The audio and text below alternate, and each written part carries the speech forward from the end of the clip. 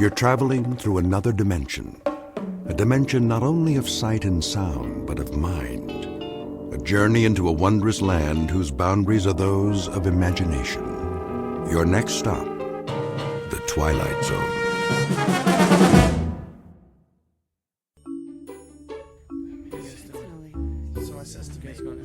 Okay, everybody, listen up. Listen up, all right? I know it's late, and some of you have tests tomorrow, so I won't keep you too much longer, but I'd like to run the beginning of that last scene just one more time. Emily? Right, Mr. Galvin. Places for the top of Act 4, Scene 1, please.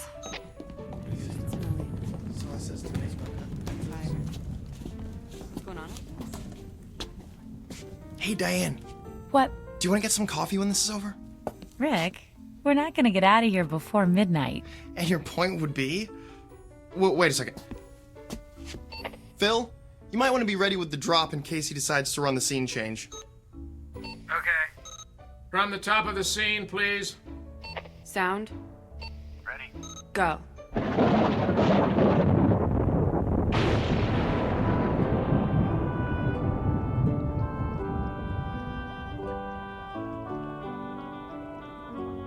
Thrice the brinded cat hath mewed. Thrice and once the hedge pig whined. Harp your cries, 'tis time, 'tis time. So, coffee? Oh, why not? I won't be sleepy till... Hey! What's the matter? Ow! Ow! Don't grab that bare-handed! Here, let me...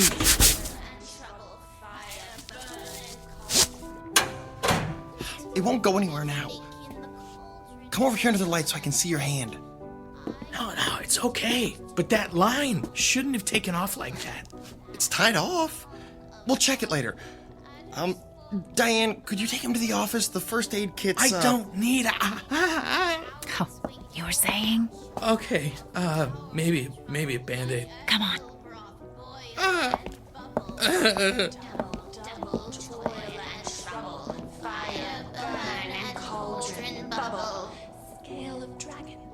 It hurts when I touch it.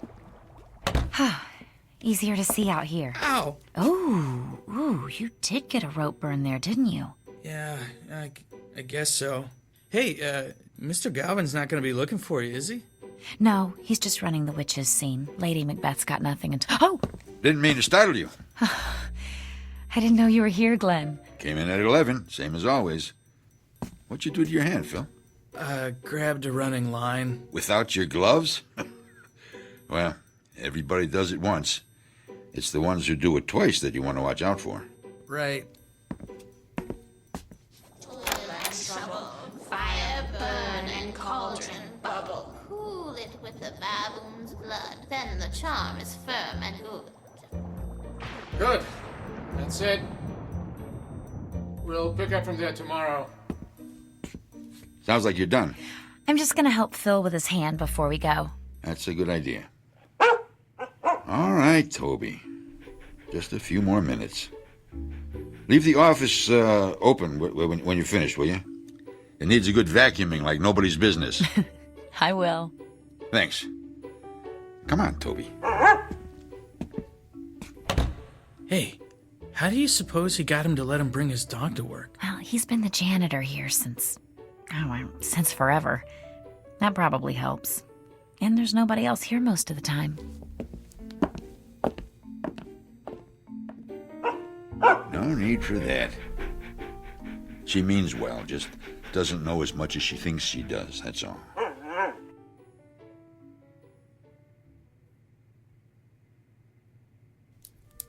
right, hold still just a second. I'm almost done.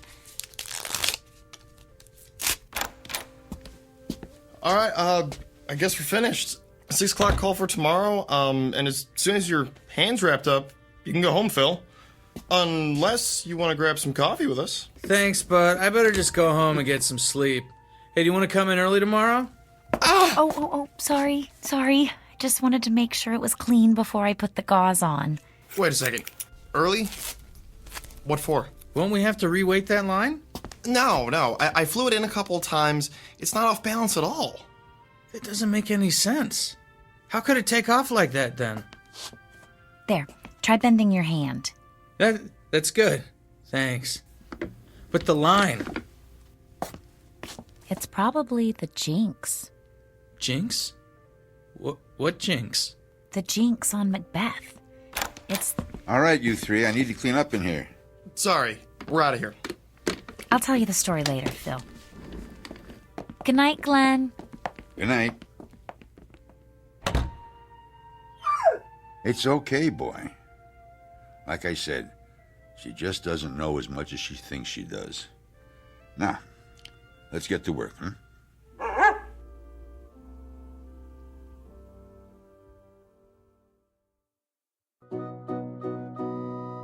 End of rehearsal for a college production of Macbeth. The sets are built, the actors have learned their lines, and the director is finally starting to believe that the show's coming together. The playwright, of course, is absent. But if he were here, he might be tempted to offer a quote from another one of his plays and remind these students that there are more things in heaven and earth than are dreamt of in their philosophies. A good idea to keep in mind, especially when the curtain is about to rise in the Twilight Zone. And now, The Twilight Zone and our story, And Cauldron Bubble, starring Virginia Williams with Stacy Keach as your narrator. Well, hey, Phil. I wasn't sure I'd see you here today. Skip a scene shop class this week? I don't know how bad you have to be hurt to get away with that. Well, at least they found you a job you can do one-handed. Yep. I can splatter fake stone walls with the best of them. Hey, you. Hi, yourself. We finished with the costumes a little early, and I thought... Hey, Rick, when you two are done, how about giving me a hand with this flat? Sure, Alan. But only because you asked so nicely. Sorry, it's been a lousy day. What happened? I told you about my job, right? Scanning medical records, right? Yeah, it's a great gig, good pay. Work your own hours, take extra time off for shows. So what's the problem? The problem is somebody at the hospital figured out that they could buy some equipment, hire somebody to scan their own stuff, and take in work from other places besides. Man, this piece is heavier than it looks. Hey, Diane, Lindsay, could you come here a sec? Yeah, sure. All right, 1, 2, 3, and up. There we go. Thanks. Anyway, their scanning is going to be done in-house now, so they don't need me anymore. What are you gonna do? I don't know. I can't even think about looking for another job until after the show opens. And trying to find something that fits in around this schedule, well, you know what it's like. Yeah, I'm not gonna have my job much longer if my car doesn't quit acting up. Twice this week I've been late because it didn't want to start. You can't just throw a few creepy bits into a cauldron and whip up a car repair potion? I wish. Only when I'm on stage, but thanks for the suggestion. Hey, Diane, is that your jinx again? Ha! The one on Macbeth? Oh, I hadn't thought of that. And don't start thinking about it now either, Lindsay. I swear, actors are the most superstitious people I know. Oh, and techies aren't superstitious? Go on stage and whistle, Alan. Yeah, I dare you. Hey, there's a reason for that, you know. Right, Rick? Right. The first people to fly scenery in theaters were actually sailors. They already knew how to work with ropes and pulleys, and they didn't have headsets in those days, so they used a different type of whistle to cue every line. And nobody else whistled backstage. Now, wouldn't you feel unlucky if somebody brought a set piece down on your head because you forgot that? Hey, aren't you supposed to be on my side? Always.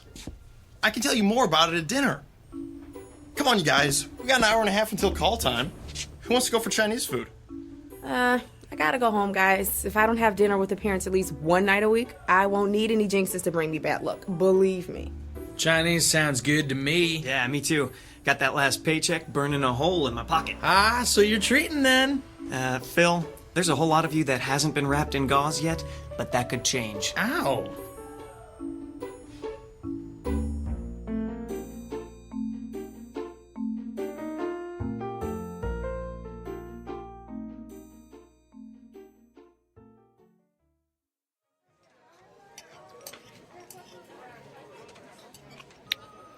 Oh, here. There's still some Kung Pao chicken left. Oh, not for me, thanks. If I eat any more, I'll be able to fly the mane out just by leaning against the line. I think you're going to need a doggy bag, Diane. Make sure you don't call it that around Toby. He'd figure it was for him. He's a smart dog, Phil, but I don't think he's that smart. I wouldn't bet against it. Have you ever seen him fetch tools for Glenn? He's the only dog I've ever seen who can tell a screwdriver from a crescent wrench. I've got a better one than that, Alan.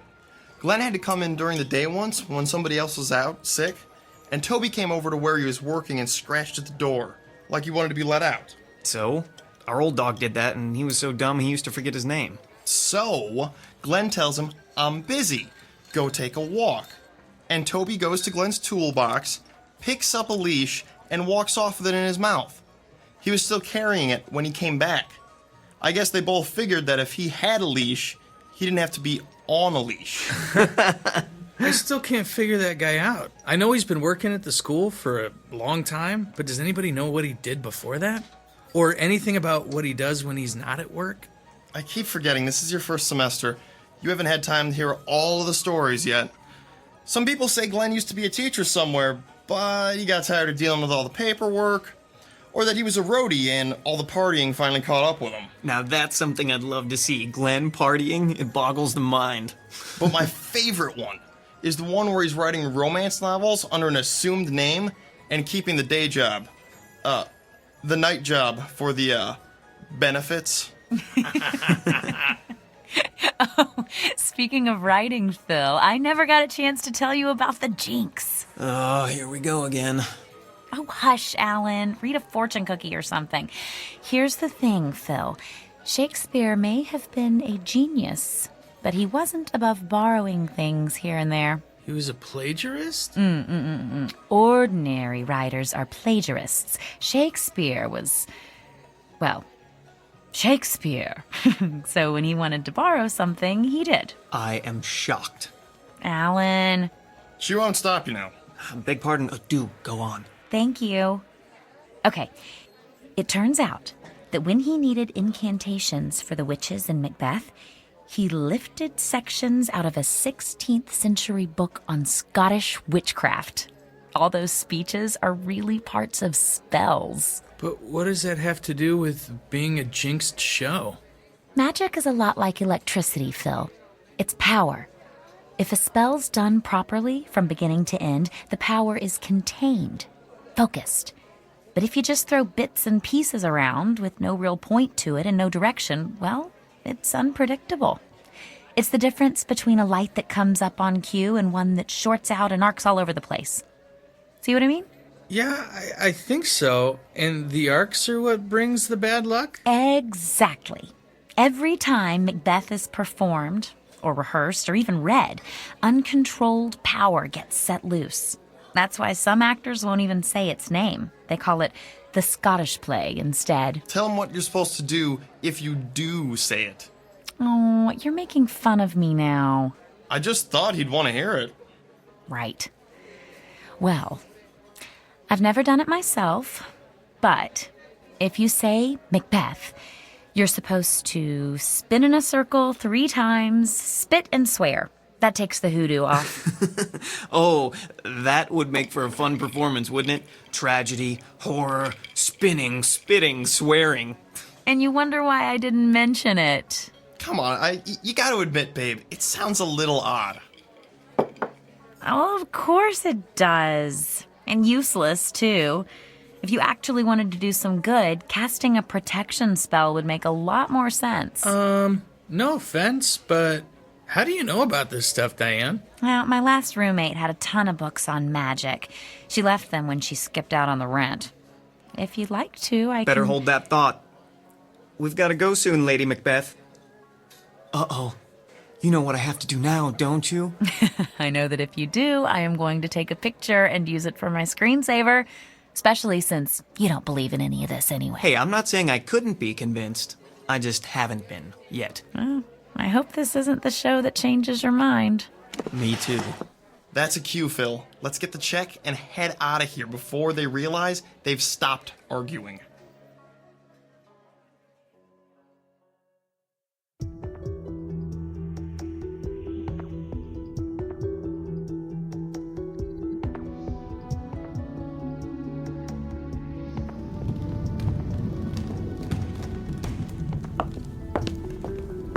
Rick, have you seen Lindsay?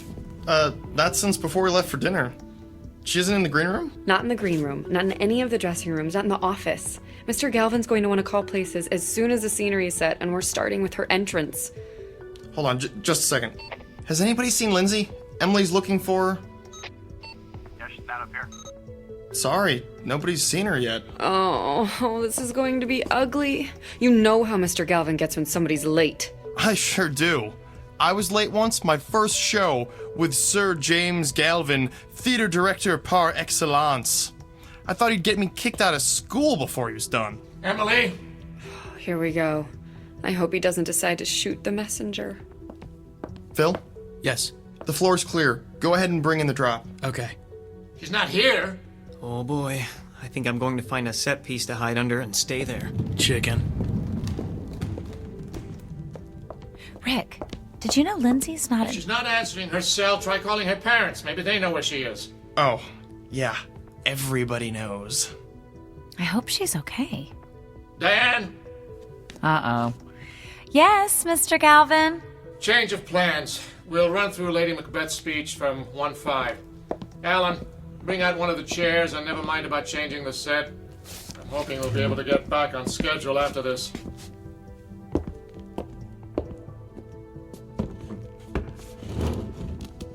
All right, that's fine. All right, Diane, from your entrance. Go. They met me in the day of success, and I have learned by the perfectest report they have more in them than mortal knowledge. When I burned in desire to question them further, they made themselves air into which they vanished. Mr. Galvin? Whilst I stood... Stop! Emily, why would you... Emily, what's wrong? I didn't get an answer at Lindsay's parents, so I tried her cell again. Her father answered it this time. They're at the hospital with her in the emergency room. While she was on her way home for dinner, she got into an accident. Her car stalled out in the middle of an intersection, and she got broadsided by somebody trying to beat the light. Did they say how badly she was hurt? They think she's going to be all right. Her left arm's got a bad break, and her mom says she's one big bruise. But it could have been a lot worse. All right, then. Can I have everyone on stage, please? Quiet, please. Now, most of you probably just heard that Lindsay Morgan was involved in a car accident this afternoon. From what her parents told Emily, she should make a good recovery. However, I know that the show must go on is a cliche, but it's true all the same.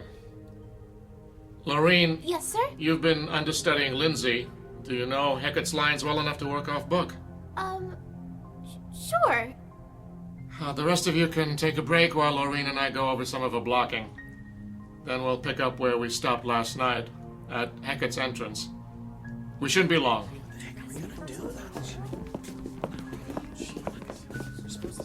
Rick, Alan, hey, can we go to the back office for a minute?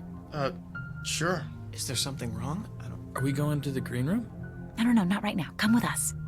What's going on? I'll tell you in a minute. Let's go.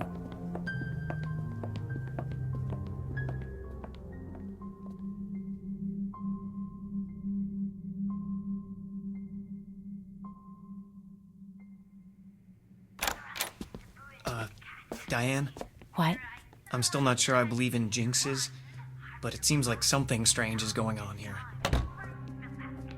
Oh, good. The monitor's on. We'll be able to tell when they're done. Babe, you want to tell us what this is about? Remember what I said about protection spells? Well, we need to cast one. And soon, before anyone else gets hurt.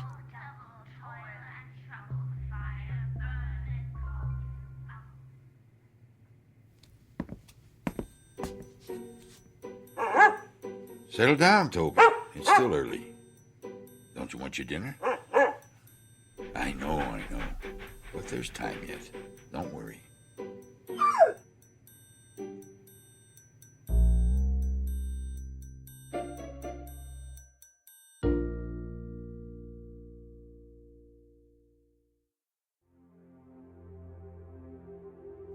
Wolf, which is I think we should do it tomorrow night if we can, before we get an audience in here. You're starting to weird me out a little, Diane. Phil, she might be right. What? Think about it. Lindsay could have been killed. Maybe somebody will be next time. There are a whole lot of things you don't want to have happen when you've got a stage full of people. Exactly. And that's another thing. If I am right, this is going to get even worse, because the witches' scenes are going to be rehearsed so much more now with Laureen taking over Lindsay's part. Are you sure you can do this? Cast a spell and make it work? Yes. Yes, if you'll help me. I don't know how much help I'll be, but I'm not gonna let you try this by yourself. Count me in. Me too, then. But I'm still a little weirded out, you know? I know. Okay, I think they're finished. We'd better go. All we have to do is find a way to have the place to ourselves for a little while after the rehearsal tomorrow night. And it'll be okay. I'm sure of it.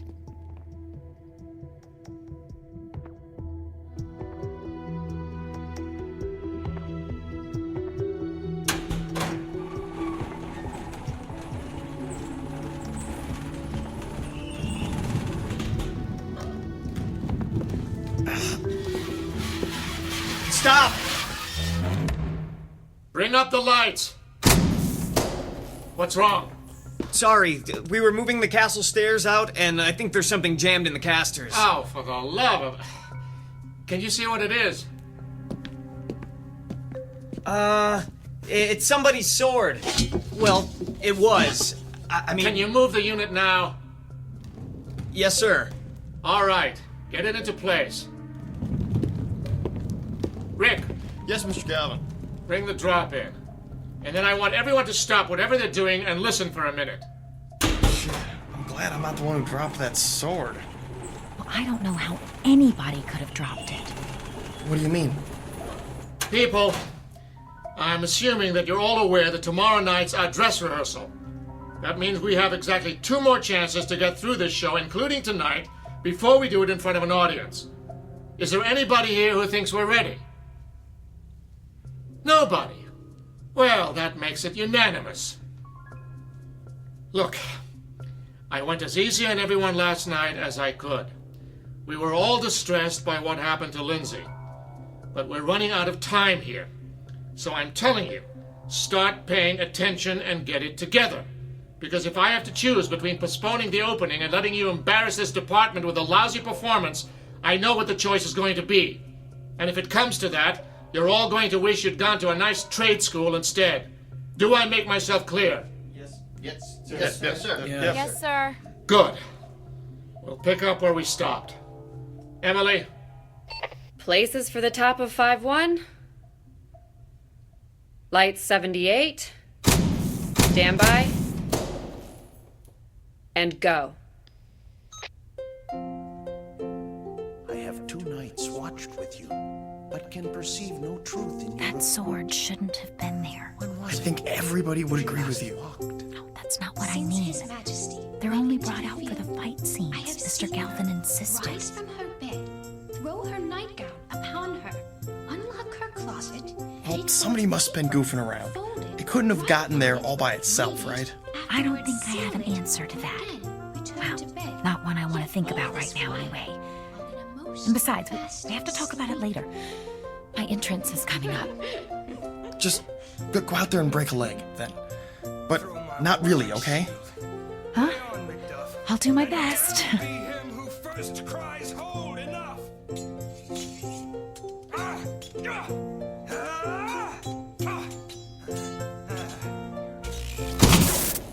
All right, don't move. Everyone stay right where you are. We should have backup lights in just a moment. There, can you all see? Yep. Yes. Good. Yes, sir. I'd say what else could go wrong if I weren't so afraid I might find out. So, here's what we're going to do. There's just the rest of the scene left and we're done. We're going to have an early call tomorrow and finish it before we start the dress rehearsal. Be here at 5. Whatever the problem with the power is, it should have been taken care of by then. Let us hope. Do we need to let Glenn know before he comes in? I don't think he'll bother coming in when he sees that the power's off, do you? Well, just put any props you have out away. Leave everything else as it is. That'll save us a little time tomorrow. Be careful on your way out, everyone. And do I really need to say, be on time tomorrow?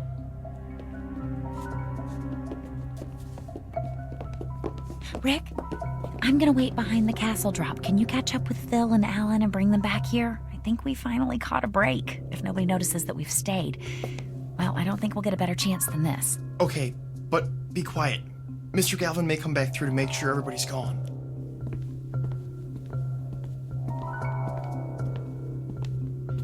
Hey, guys, have you seen Mr. Galvin?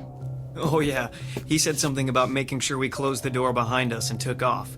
I think he had it. Oh, so we're the last ones here. Yeah, we hadn't seen you or Diane, so we figured you must still be back here.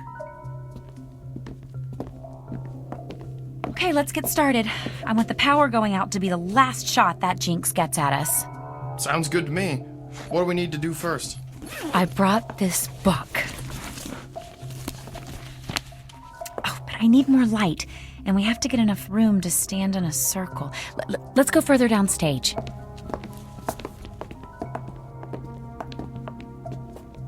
Okay, this is good. In a circle, about an arm's length apart. Just one thing. Will this take very long? I mean, what if somebody comes in to check on the power, then... Don't worry, we should be done and out of here without anyone having a clue. Alan, could you just move a little closer to Phil? There, that's better.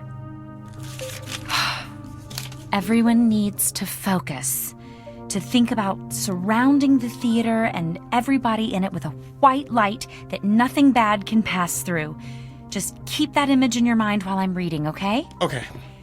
Here we go then. Spirits of air, grant us your protection. Spirits of earth, shield us with your strength. Spirits of water, make all that would harm us flow by. Spirits of fire, wrap us in the safety of your flames. Wait, did you hear that? Shh, not now. If we don't do it the way... Quick, get off the stage. Now! Diane, look out! Oh!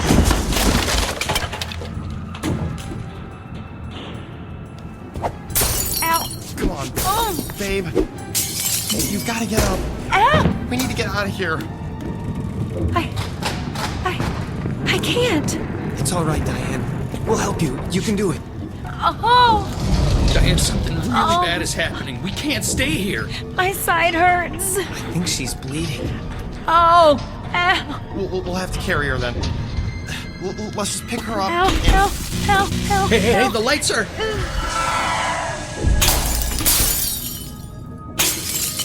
Oh, I'm sorry. I'm so sorry.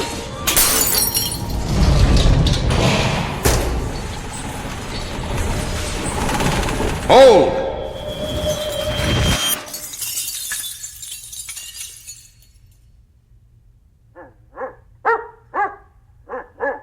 Yes, Toby, you're right. It is a mess. Glenn? How did you... Later, Rick. But Right now, there's some cleaning up to do.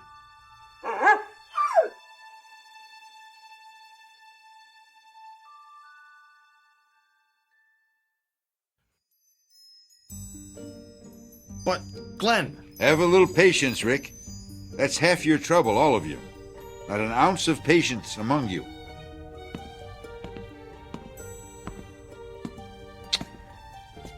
What have you been up to, Diane? Glenn, I got hurt. Yes, I can see that. Looks as though a piece of that wall flat caught you on the side when you fell. Glenn, can you help us get her to a hospital? No need for that. Just... there. What do you mean? She's... What was that? Easy, easy. It doesn't hurt now, does it? No. Oh, it doesn't. She must be going into shock. We need... Silence! I'm sorry, I just don't have time to argue right now.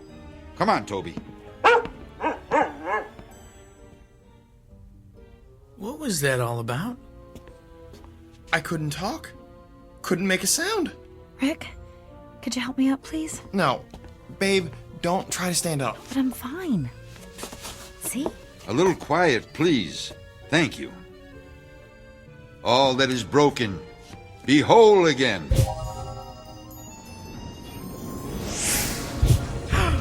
Look at that. It's all going back together. What is this? Magic. No, it's really magic. All that has fallen, rise. It really is.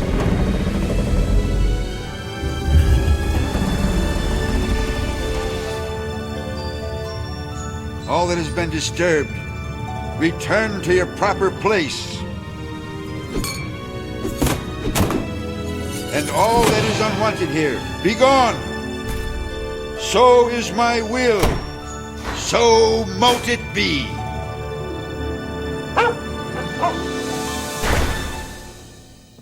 Thank you, Toby. That was just the extra push it needed. Nasty stuff, wasn't it? It really is. Glenn? Oh, yes. You had some questions, didn't you? Well, I have a few to ask you first. It's really not, I mean... Let's go sit down. There's nothing more to do here, and this could take a while.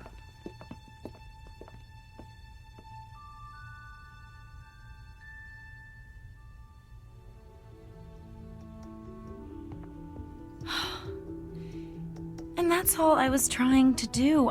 I just didn't want anybody else to get hurt. But you haven't learned enough yet to protect yourself, much less anyone else. No. Overreaching. Everybody does it once. It's the ones who do it twice that you want to watch out for. I'll remember that. No, you won't. But that's all right. Glenn?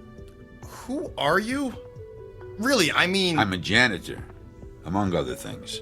What other things? Not a romance writer, I'm guessing? Is that the story they're telling now? Well, I've been accused of worse. Glenn, seriously. Seriously?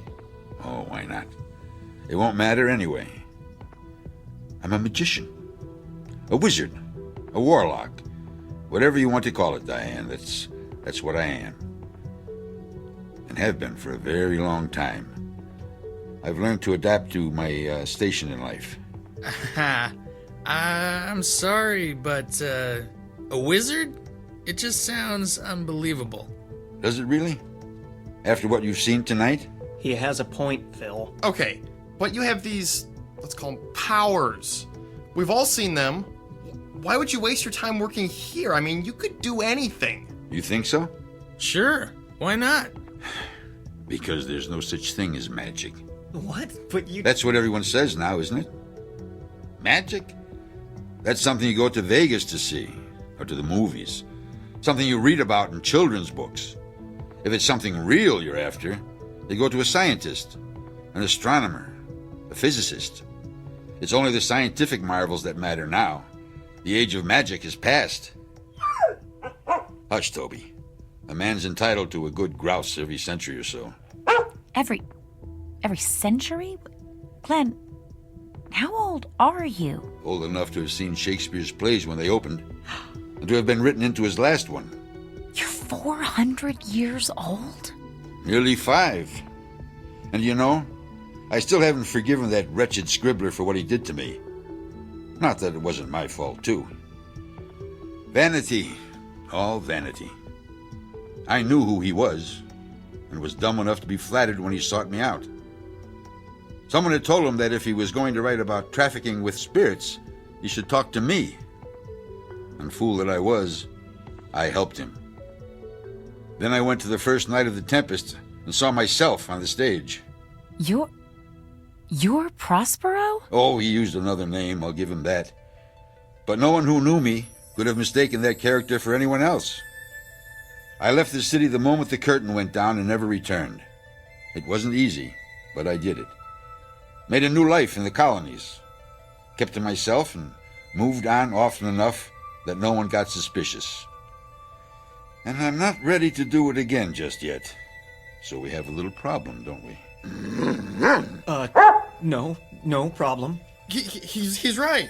We wouldn't tell anyone. You would, though. Sooner or later, you wouldn't be able to help yourselves. You're not going to turn us into toads or anything, are you? Phil, magic is the same as any other kind of power. You don't use any more of it than you need to get the results you want. Toads. Well, what are you going to do? Just a little thing. Forget.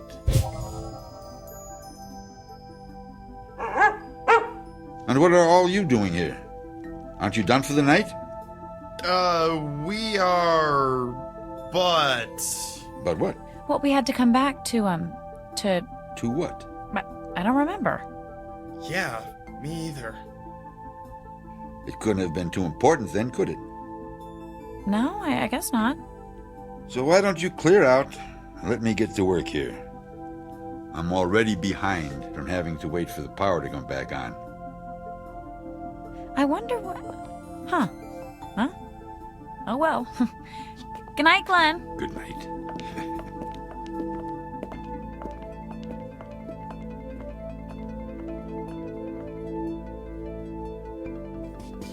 Toby, I think we've done a good night's work already.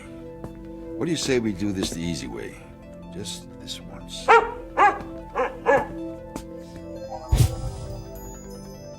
There. Clean as a whistle. Let's go.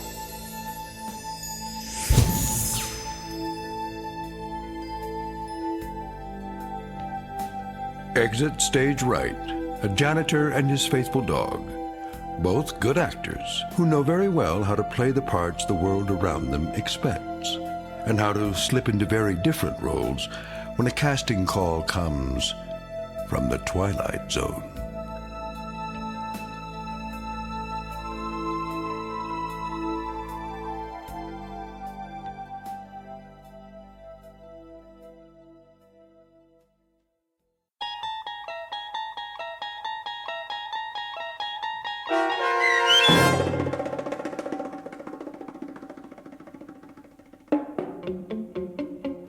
And Cauldron Bubble, starring Virginia Williams with Stacy Keach as your narrator, was written for The Twilight Zone by Christine Watson.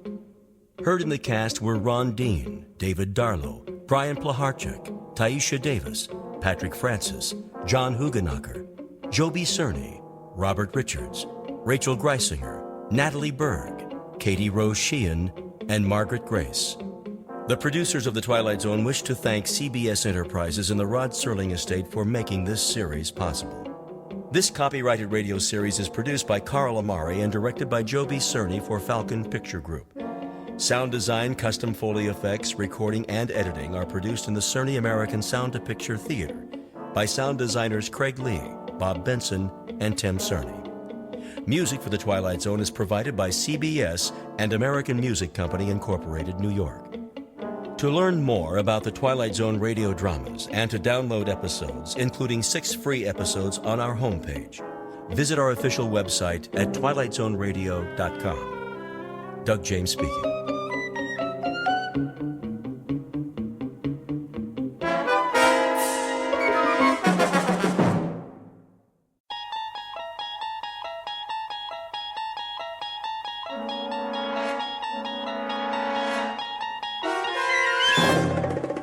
You're traveling through another dimension. A dimension not only of sight and sound, but of mind. A journey into a wondrous land whose boundaries are those of imagination. Your next stop, the Twilight Zone.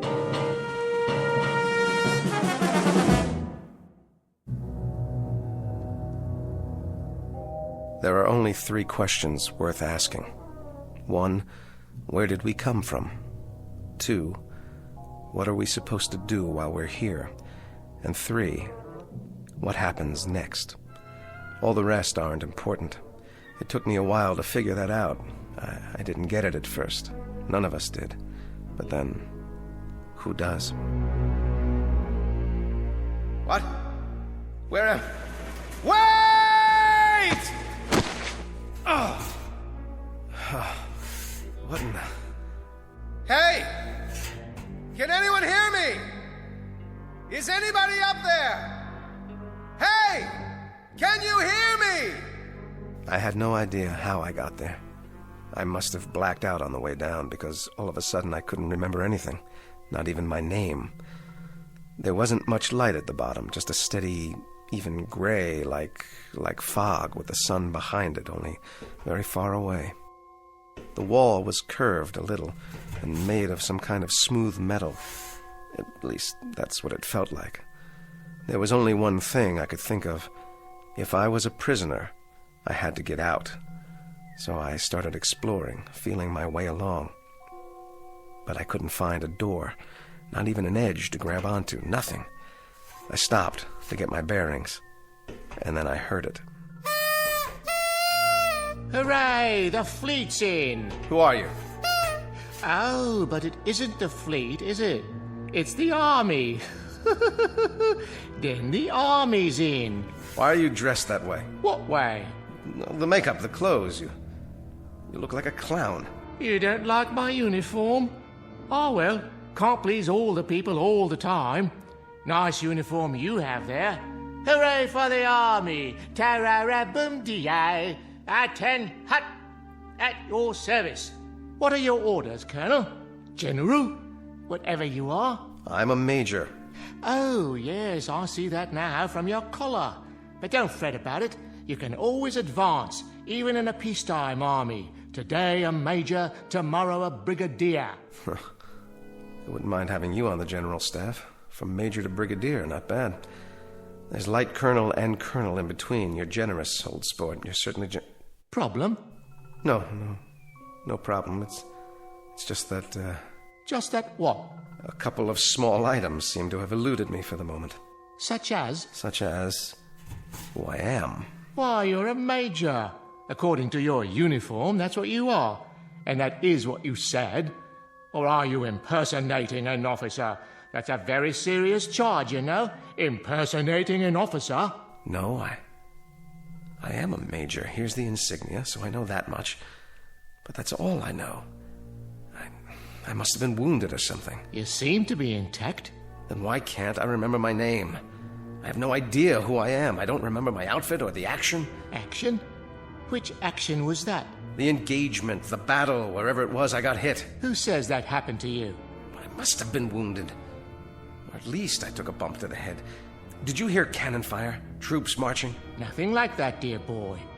It's been quiet as a tomb in here, which is restful after a fashion. Though it does get boring. Well, something happened to me. I've got to figure this out. Wait a minute. What about you? That's a clue. Is there a circus in the area? A circus? What's with you? Look at yourself. The costume, the clown hat. Oh, I see. There must be a circus because I'm a clown. And clowns go with circuses. Everyone knows that. I guess it figures, doesn't it? Or it should figure. A clown, a circus, an officer, a war. That's logical. Except that it doesn't figure. Not at all. Why not? Because, dear boy, there isn't any circus and there isn't any war. Then what are we doing here? Don't rack your brain. Accept it. The truth is, you're just like the rest of us. You wake up and here you are. No reason, no explanation. You just wake up and here you are. Did you say the rest of us? See for yourself. See what? Come with me. I should have introduced you right off. Meet my friends, such as they are. This one we call the bagpipe player, for obvious reasons.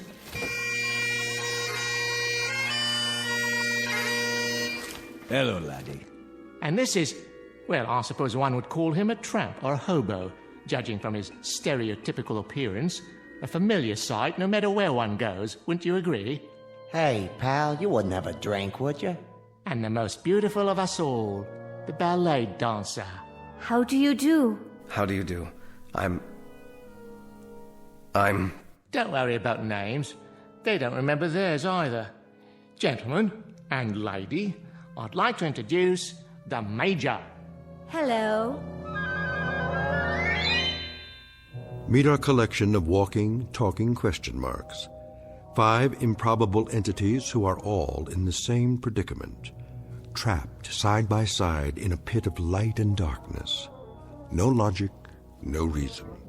Just a prolonged nightmare in which fear, loneliness, and the unexplainable walk hand in hand through the shadows. In a moment, we'll start collecting clues as to the whys, the whats, and the wheres. We will not end the nightmare. We'll only look more closely into the shadows in search of an explanation. Because you've already fallen with them, headlong and without a compass, into an uncharted region known as the Twilight Zone. And now, the Twilight Zone, and our story, 5 Characters in Search of an Exit, starring Jason Alexander, with Stacy Keach as your narrator. The clown was right. One was a bagpipe player, complete with plaid kilt. The tramp was, well, a tramp by the looks of him. And the ballet dancer really was beautiful. She had on a white leotard and one of those little ruffled skirts, what do you call them, tutus. The 4 of them acted like they weren't surprised to see me there, not a bit. But why? Why weren't they? If you don't mind, would someone please tell me? Or is it a secret? Tell you what, dear boy? What do you think? What's going on here? Going? Going where, old boy? I don't know. What are we? Who are we? None of us know, Major. We don't know who we are. Each of us just woke up one moment and here we were, in the darkness. But this isn't really darkness. Not quite. I can see all of you and you can see me. It might as well be dark. The light, whatever it is, wherever it is so far away. I can't tell anymore if it's real or just something I'm imagining, because I need it to be there. Instead of what? Of nothing. That's absurd. Is it? Each of you woke up, just like that. Correct again. Give the man a cigar. But how did you get here? What were you before? Who put you in this place? You sure got a lot of questions. I told you, Major. We don't remember. Are you sure you didn't fall? We may have. The memory fades after a while. Well, that's how I got here. Did you? Yes, he did. He did indeed. I saw him. A nice pratfall, as a matter of fact. Quickly, before it fades. What's the last thing you remember before you fell? I don't know. I must be suffering from amnesia. Oh. Then you're like us. Time to join the big parade, Major. If you could find your hat and sword, you could lead us. Oh, what a splendid drum major you'd make. Followed closely by the clowns and acrobats, of course. This is incredible. Oh, isn't it? What a troupe we've put together. The crowd will love us. But how did this happen? How could it? That's the same question we asked ourselves. How could it happen? A question with no answer, Major. A question with no hint of an answer. At least, not a rational one. Nonsense. Everything has an answer. You just have to find it. Consider all the evidence, sift through the clues. Oh, is it this exciting? Where do you want to look first? It doesn't matter. Of course it does. Please, try to understand what I'm saying.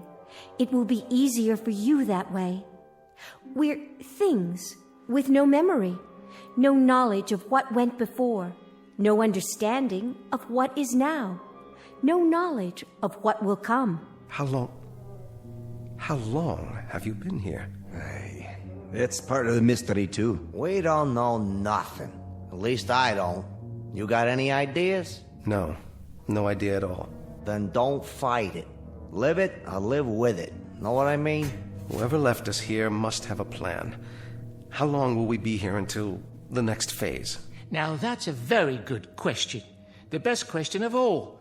But alas, no one has the answer. You mean you don't? Who else is there? We've discussed it and discussed it like a proper committee, and we're no further along than we were at the beginning.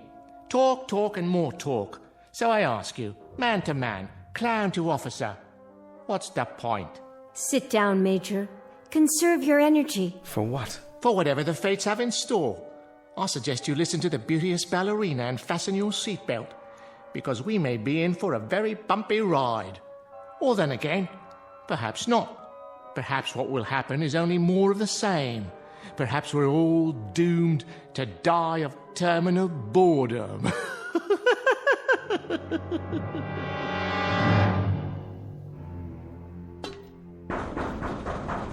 Look at him. Active fellow. Very active fellow. Very much army, in other words. A man who has to do something. Anything.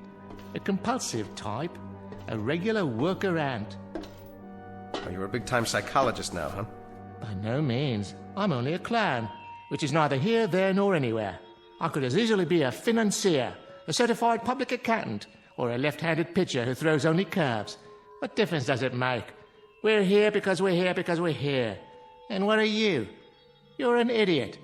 An energetic idiot, but an idiot nonetheless. You know you're wasting your time, don't you? I know I want out of here.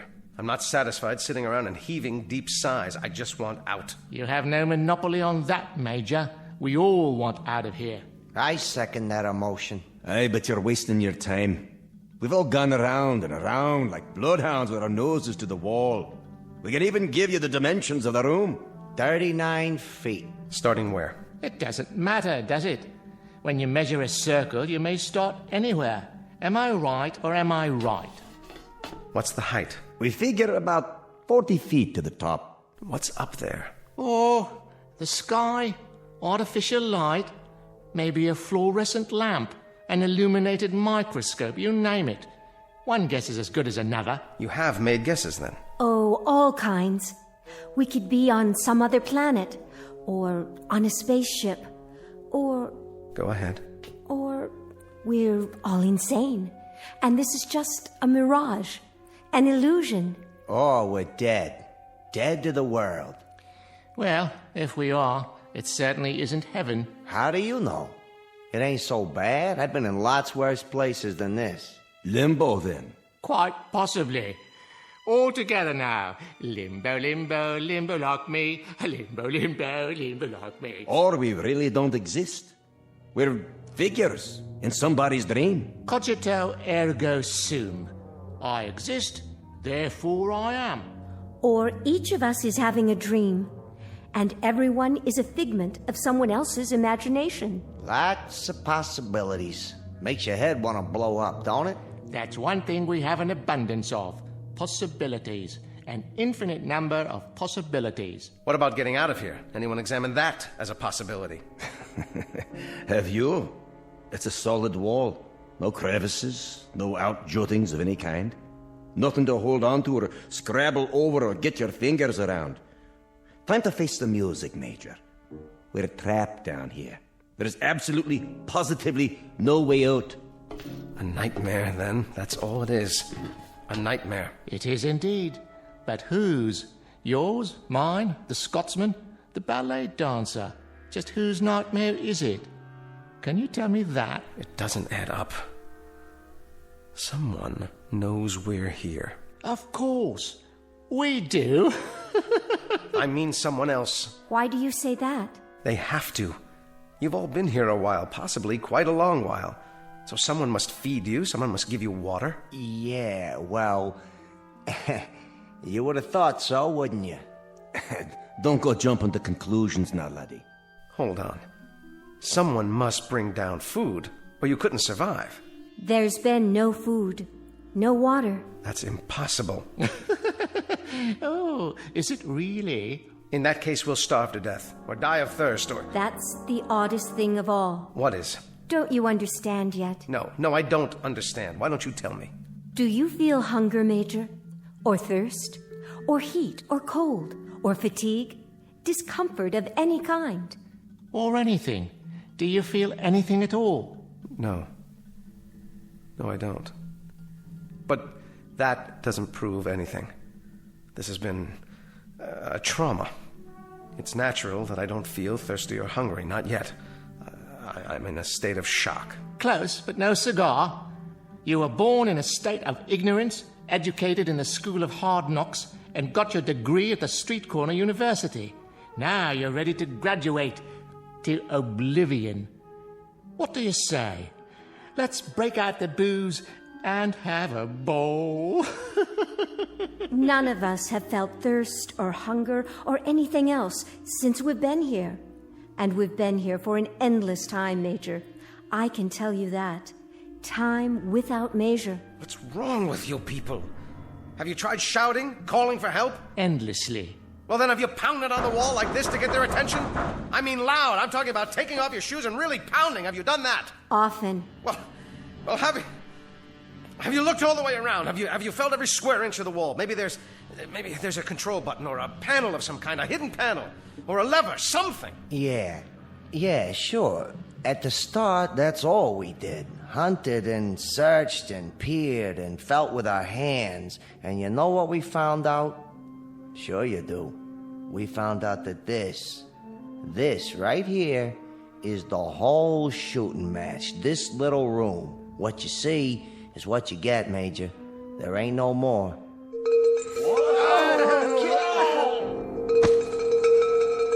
Stop! Stop up there! Well, are you going to tell me? Tell you what, Major. What was that noise? It happens from time to time. A giant bell or something. That's what it sounds like. Yes, but what is it? Another question, eh, boy? One more question without an answer. Oh, then this is a madhouse. That's what it is, a madhouse. You're all loonies. You might be right, Major. But remember one thing. Whoever's ringing that bell, for whatever purpose, I think it would be safe to say that honestly and truly, absolutely and positively, it tolls for thee.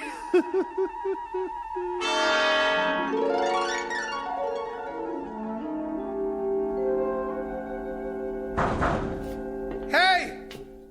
Hey up there! It's no use. Let us out! Let us out of here!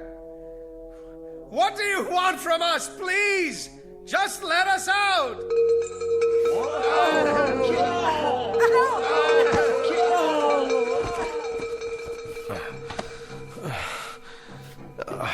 Are you okay?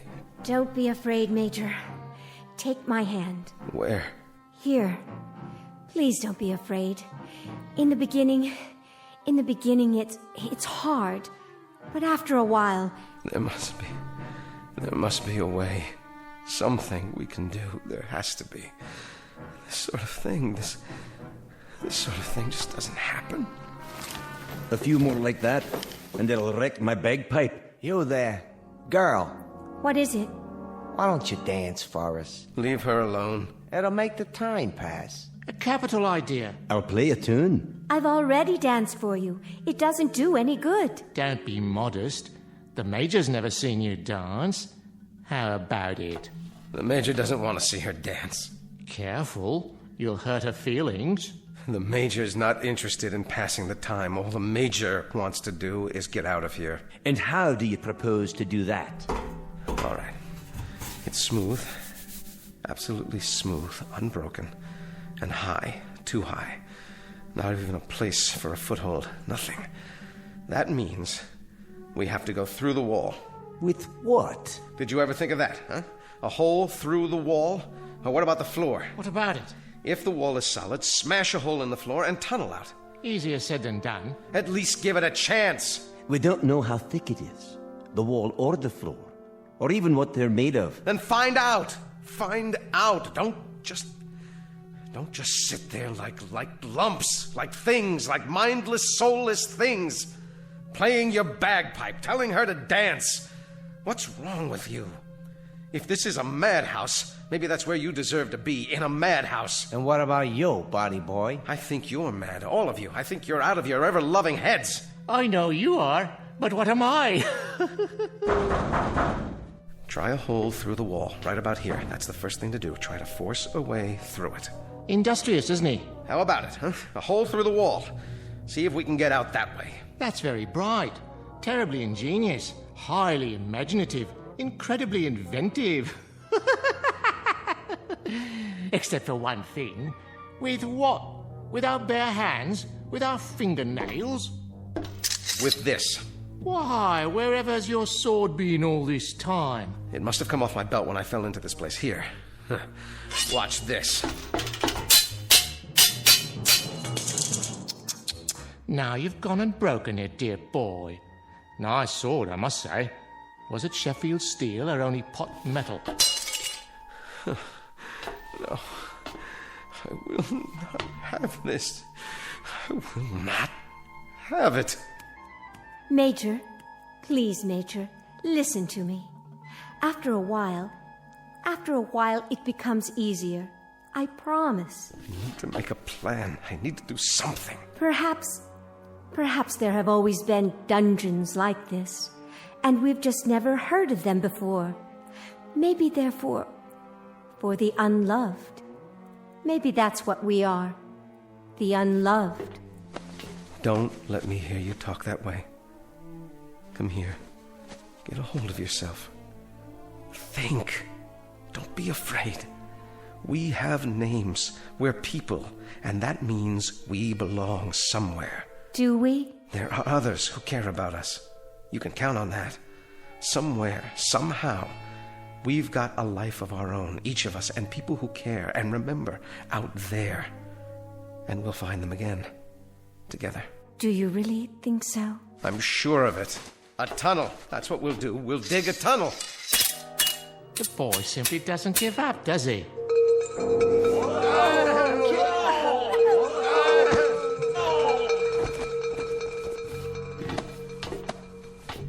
I've got it. Got what, pal? I know where we are. It suddenly occurs to me.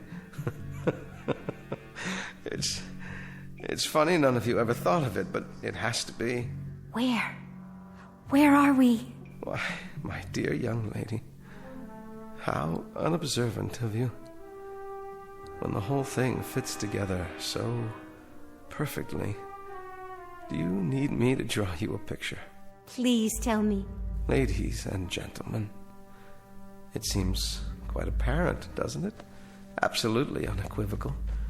We, all of us, are in hell. God help us. We are in hell.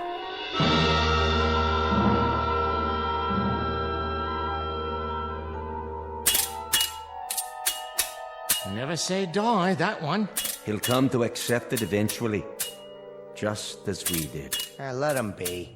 If he gets some satisfaction out of banging a broken sword on the floor, well, let him have his fun. At least he's trying. He is indeed. He's been trying for several hours now. You can't help but admire that kind of persistence, even though it's a little like trying to empty an ocean with a cup, or count the grains of sand in a desert, or reach up to touch the stars. So, let him dip and count and reach all he wants. Of course, it won't help, but I fail to see how it could hurt under the circumstances. It's metal, or the hardest wood I've ever come across. Circular, perfectly smooth, with no breaks anywhere. All of which we could have told you some hours ago. Which we did tell you, if you'd bothered to listen. We've got to figure out something else. Oh, do. Maybe we could wish it all away using the power of positive thinking. That's enough. Or bore through it with our X-ray eyes.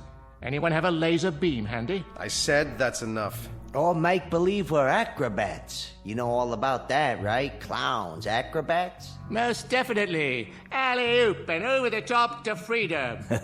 Now you got it. Yeah, you got it all right. Dreaming and wishing, wishing and dreaming. Hold on. Listen to the man. Oh, come now. In the final analysis, this is all rather idiotic. Is it? It only requires a moment's reflection to see... Why not? Why not what? What you said. Acrobatics. A figure of speech, my dear, not meant to be taken seriously. Isn't it? I will grant you that we have somehow forfeited some of our human dignity, but we are nonetheless governed by human frailties, not the least of which is gravity. You may know some advanced acrobatics that I'm quite unaware of.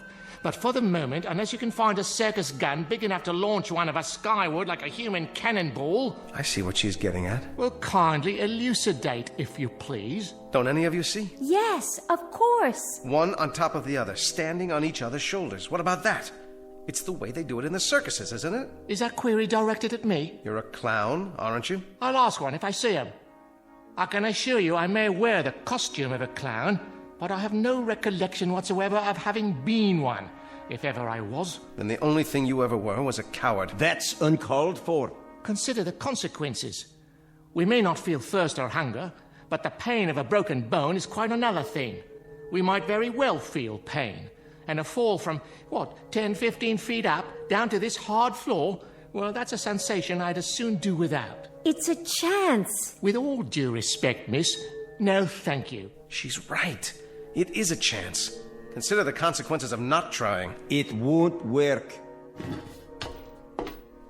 The weight will be on the first person, so I'll bear the brunt of it. That light's too far away. Come on. The clown on top of me, then the tramp, then the bagpiper, then the dancer. What do you say?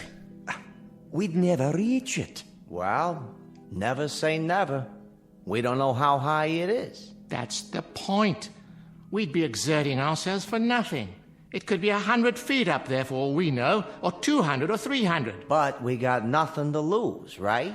Why don't we sit down and have some entertainment instead? A much safer course of action. Why don't we go for it? Come on, clown, up on my shoulders. Oh, observation. Things were far simpler before you arrived. However, I suppose I must go with the majority. Get a foot on my shoulder. I'll boost you up. Careful now. That's it. My turn? Not yet. The bagpiper next. Give me a hand, laddie. Use the wall for leverage. I can barely manage. But it's holding. All right, miss. It's up to you. How high is it? Can you see an edge or anything yet? I'd guess 7 or 8 feet to the top. Maybe more. Maybe less. Come on. I can't hold this weight forever. Go very carefully, one step at a time. You'll make it.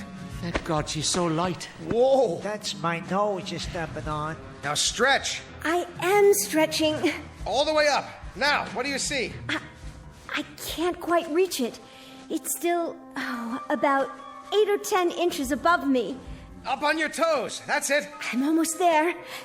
Everybody straighten. All I need is a few more inches. No! No!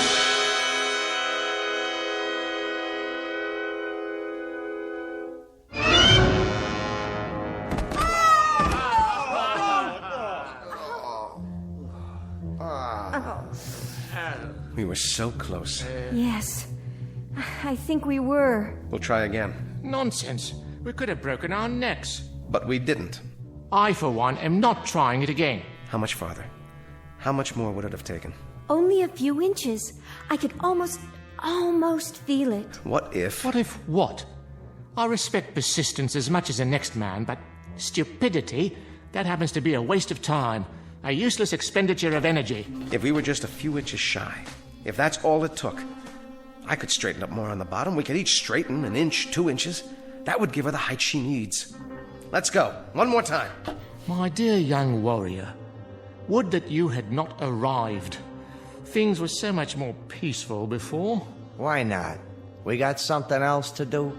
Not that I can think of. Please, I was so close. And heaven help us all. Leave us give it the old college try. Come on. Right, steady now. Steady. Okay. Easy. Just a little more. Okay, watch the foot. There we go. This is as tall as I can stand. Quite an exercise for the lower spine, I must say. Now, young lady. Here she goes. Oh, there's a rim of some sort. Yes, I think I have it. Now pull yourself up. Hold on. Yes, by all means. I can't.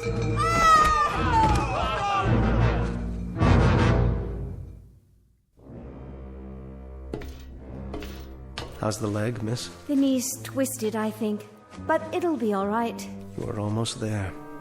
You had your fingers over the ledge. A miss is as good as a mile. Not in this case. A miss by about 2 or 3 inches? That's hardly a mile. This is what we do next. Oh, share your plan, pray tell. The same thing, without the dancer. Then we'll be several feet short. No, we won't. Hear me out. The clown, the tramp, the bagpipe player, and then I'll climb to the top. I'll tie a rope to the haft of this sword, fling it over the edge. Let it catch there like a grappling hook. Now that's thinking. Ingenious. But first, hadn't one of us better run over to the hardware store and pick up the rope? He's right. There's no rope around here. Strips of cloth. Torn from what we're wearing. You mean tear our clothing? It's a chance, and a good one. Yours has the most material. You said yourself you don't feel the cold. So give me those balloon sleeves. The things we do for a man in uniform. 6 feet of excellent material, courtesy of Pagliacci, or whoever I am. Good, but I need more. Twist it and start tying it together. Big knots. That's it. Takes me back to my Boy Scout days. Were you a Boy Scout? Who knows? I might have been. I got one question for you. Aye? What the heck is a Boy Scout? Anybody remember? We're almost ready. Now this time, we make it. The rope tied to the sword and over the top of the ledge. It catches, and I'm up and out. And then what? We'll worry about that when it happens. Somehow, I will get you out of here. All of you. But nobody gets out until one of us does. Now that's logic you can live with, right? If we live. You, tramp. It's time. Indeed. Leave us get on with it. I can't take this much longer. Good luck, Major. Thanks. I'll need it. All right. Now swing that rope, man. You can do it. Ride him, cowboy. You got it. Almost. Watch out below. One more time, Major. I believe in you. Second time's the charm. Good show. I believe he's done it. How does it feel? Tight. I think it'll hold. Then go. Major, you don't know how spectacular you look. At least the weight's off. Quick, everybody down before we fall down. Got the ledge. There. Yes. If I can pull one leg up. No. Well, what's there? What do you see?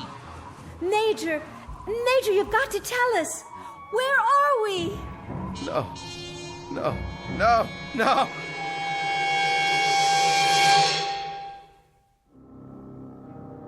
And I knew then what I had known all along but didn't want to face.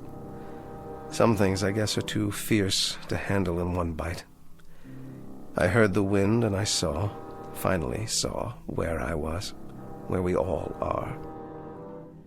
I wished the 4 of them well. If you see my friends, will you tell them I love them? Because the truth is this. There are only 3 questions worth asking. 1, where did we come from? 2, what are we supposed to do while we're here? And 3, what happens next? All the rest aren't important. I didn't get it at first, but then, who does? Maybe it's better that way.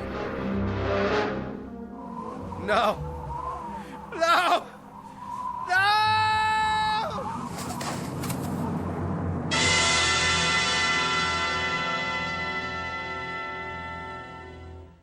He made it. I don't believe it. I do. A brave man, Very brave. but not a very bright one. I wonder if we'll see him again. He'll be back. I know he'll be back. And then what, dear lady? He'll come and get us. You think so? He may be back, but it won't be to get us. How can you say that? I'm beginning to get a feeling, and not a very nice one, I'm sorry to say. All the little details, they're starting to fit together. This place, our costumes, the bell. He may have been right at that. What do you mean? He may have been right all along. This may very well be a kind of hell. At least for us. One from which there really is no escape. No escape at all.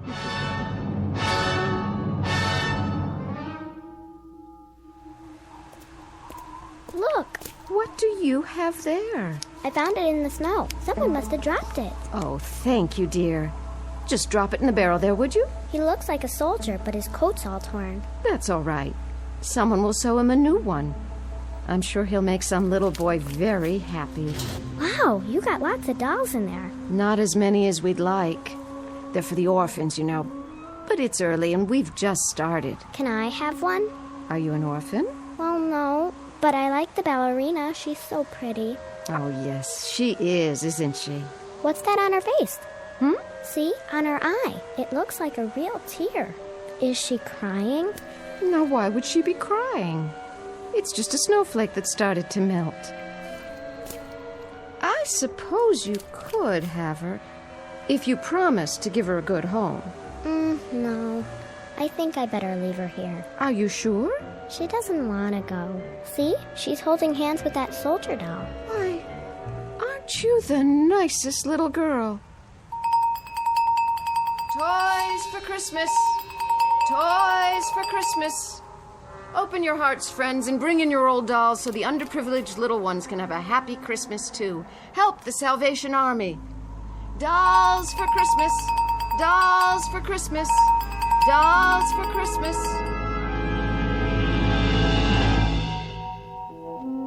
Just a barrel, a dark depository in which reside counterfeit, make-believe pieces of plaster and cloth and plastic wrought in the distorted image of human life.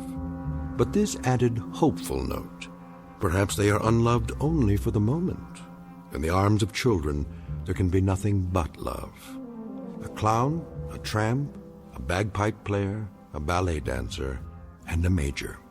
Our cast of players on a very odd stage known as the Twilight Zone.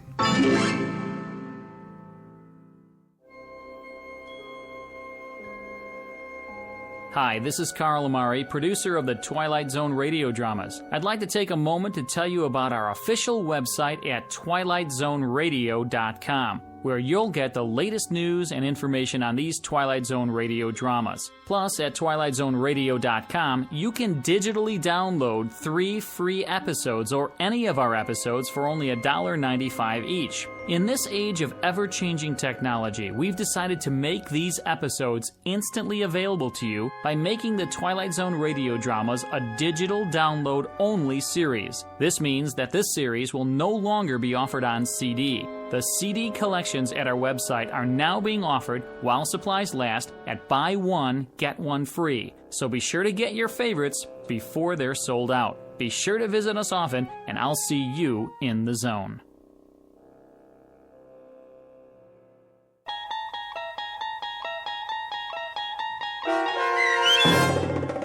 Five Characters in Search of an Exit, starring Jason Alexander, with Stacy Keach as your narrator, was adapted for radio by Dennis Etchison and written for The Twilight Zone by Rod Serling, based on a story by Marvin Peddle.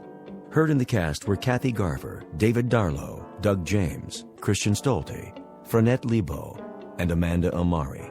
To learn more about the Twilight Zone radio dramas and to obtain audio cassettes and CDs of these programs, visit our website at twilightzoneradio.com. This copyrighted radio series is produced and directed by Carl Amari and Roger Wolski for Falcon Picture Group. Doug James speaking.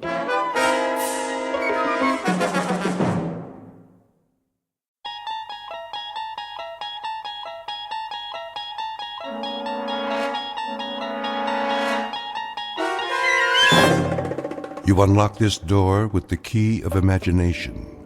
Beyond it is another dimension. A dimension of sound, a dimension of sight, a dimension of mind. You're moving into a land of both shadow and substance, of things and ideas. You've just crossed over into the Twilight Zone.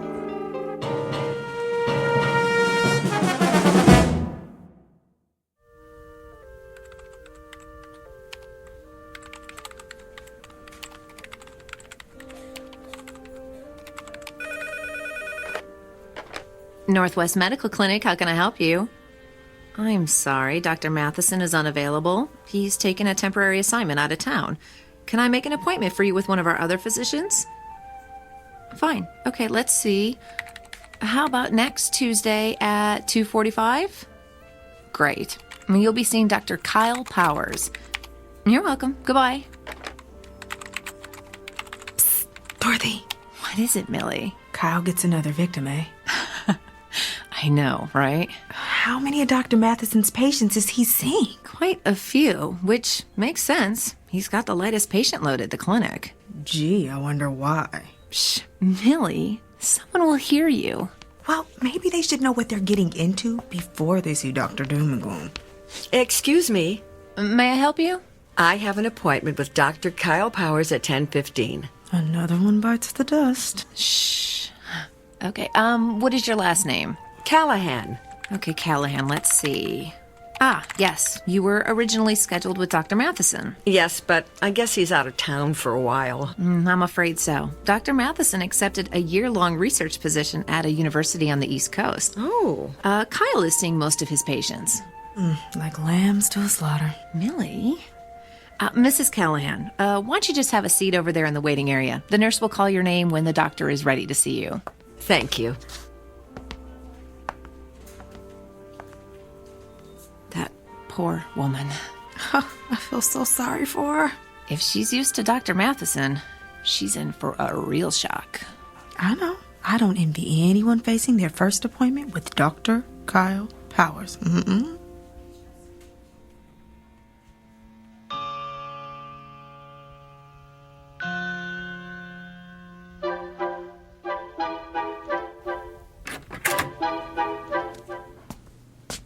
Mrs. Callahan? Yes? I'm Dr. Kyle Powers. It's nice to meet you.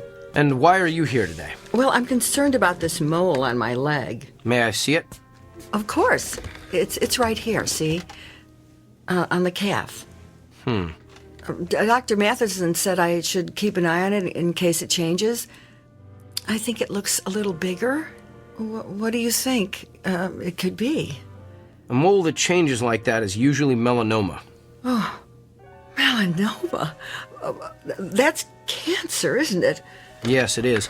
I'm going to need to ask you some questions. Oh, well, go ahead. When did you first notice the mole had changed? About a week ago. How much bigger is it? I'm not sure.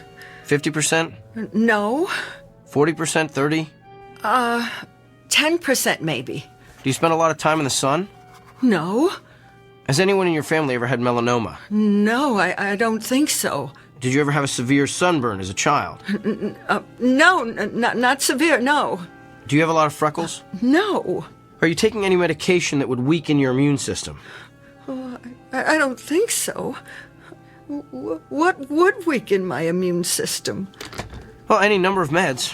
Azathioprine, benzotophine, cortithionate. Of course. I don't even know what those are. Doctor, please just tell me if I do have melanoma, what treatment is available? Well, that depends on what stage it's in. Surgery is typically the first treatment for all stages of melanoma. Surgery? And of course, if it spreads to the lymph nodes, those have to be removed. Late-stage melanoma also has to be treated with chemotherapy. Chemotherapy? If it spreads to the organs like the lungs or liver, there's not much that can be done. Nothing. Well, in that case, the focus is on relieving the symptoms and keeping the patient as comfortable as possible. Until what? Well, until the patient expires. Oh!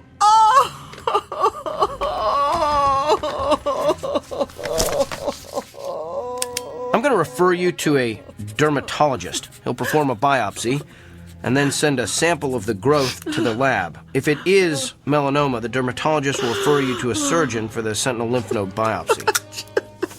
It's all standard procedure. Here's your referral.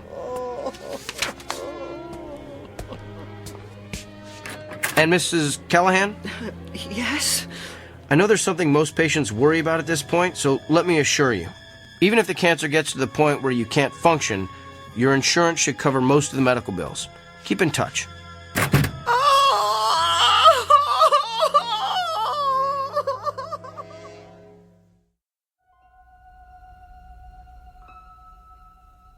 Meet Dr. Kyle Powers, a physician well versed in and fascinated by the mechanics of the human body. Alas, he is also a man with an unmistakable disconnect between his intellect and his heart. For you see, the good doctor is lacking in one crucial area: the ability to take into account the feelings of his patients. But his next appointment is no ordinary customer with a stuffy nose or gouty foot.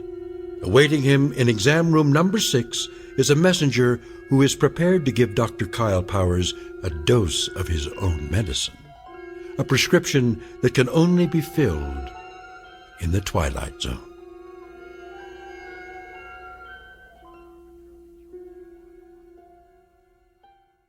And now, The Twilight Zone and our story, The Amazing Dr. Kyle Powers, starring Sean Astin with Stacy Keach as your narrator.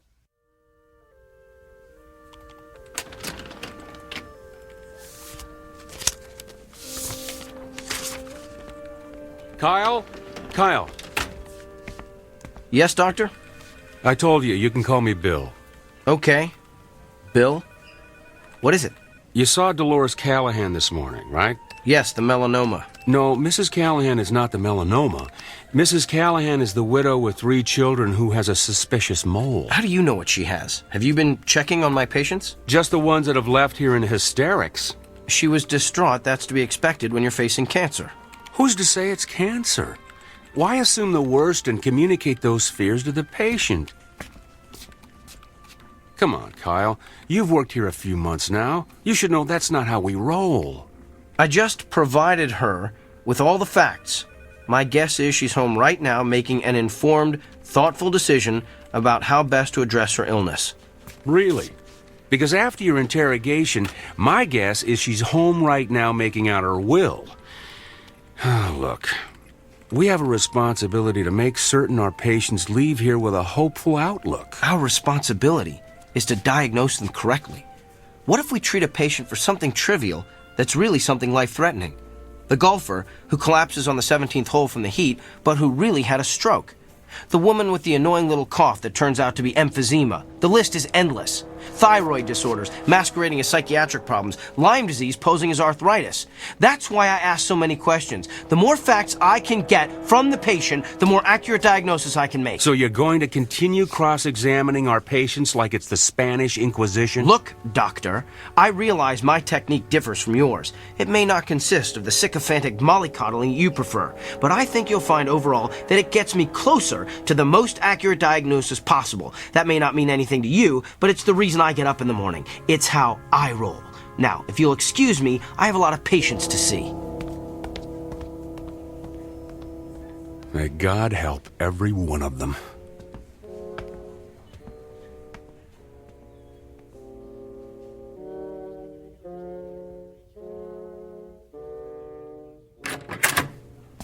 Good afternoon. I'm Dr. Kyle Powers. I'll be your physician while Dr. Matheson is...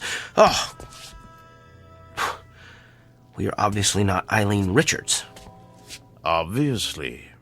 The name's Beaumont. I seem to be in the wrong room, Mr. Beaumont. Let me just... You're in the right room, Kyle. You know me? Yes. You're not a quality assurance auditor sent to check up on me, are you? Did Dr. Bill T. Goodwin send you? No, but I am here. As a representative. For who? Whom? I can read you the list if you like. Mrs. Barbara Kennedy, Mr. Emilio Rodriguez, Miss Dolores Delmonico, Mr. and Mrs. Samuel Stone. Those are all patients I've seen. Mr. and Mrs. Emil Saperstein. The very Reverend Arthur Buchanan. Some of them are patients I treated when I first started practicing. Mr. William Tanner. Mrs. Glynis Peabody. But how would you know I've seen all those people? The Sullivan twins. Katie and Kylie. Rabbi David Weisinger. The Honorable Judge Harrison J. Evans. Okay, I get it. You know every patient I've ever treated, so... Who are you, the ghost of Christmas past? Hardly. I am here to communicate a message on behalf of your patients. They are fed up with your lack of concern for their feelings. You keep them waiting long past their appointment times. You do not call them back with test results. You do not explain their illnesses in terms they can understand. And you do not make clear the side effects of the medicines you prescribe. They have described you as rude, disrespectful, insensitive, and tactless. As one patient so eloquently summarized, Dr. Kyle Powers has the people skills of Attila the Hun. I get it now. You're an attorney. You're representing all those people as a part of some kind of lawsuit against me. I'm afraid not. I am simply here to, how shall I put it, keep things in balance. Look, I don't care if you're here as an attorney, an auditor, or my fairy godfather. All I know is I've effectively diagnosed and treated hundreds of patients. That's how I gauge my success, not by the number of friends I've made along the way. In short, I'm not broke, so I don't need fixing. In that case, I'm going to need you to sign this. What is it? It's a standard affidavit, stating that you are willing to pay the consequences of your actions. I recommend you read the whole brief before signing. I'm not reading or signing anything. Well, you're going to be one of the difficult ones, aren't you? We'll have to settle for a non-written agreement then. A simple handshake has sufficed in the past. I'm not shaking your hand either. Come now. It's just a handshake. The sooner you shake my hand, the sooner you'll be rid of me. All right, if it'll get you out of here faster, here's my hand. Thank you. Ow! What did you just do? Good luck, Kyle. Wait! What did you do to me?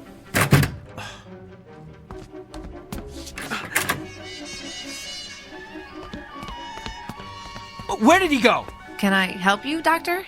The man who just left this room, which way did he go? You're the only one who's left that room in the last 10 minutes. Well, that can't be. I was just talking to him. I can page him if he's still in the building. Who was he? Nobody. Just some prankster with a joy buzzer. Who's my next patient? Mr. Gianelli. He's in room 7.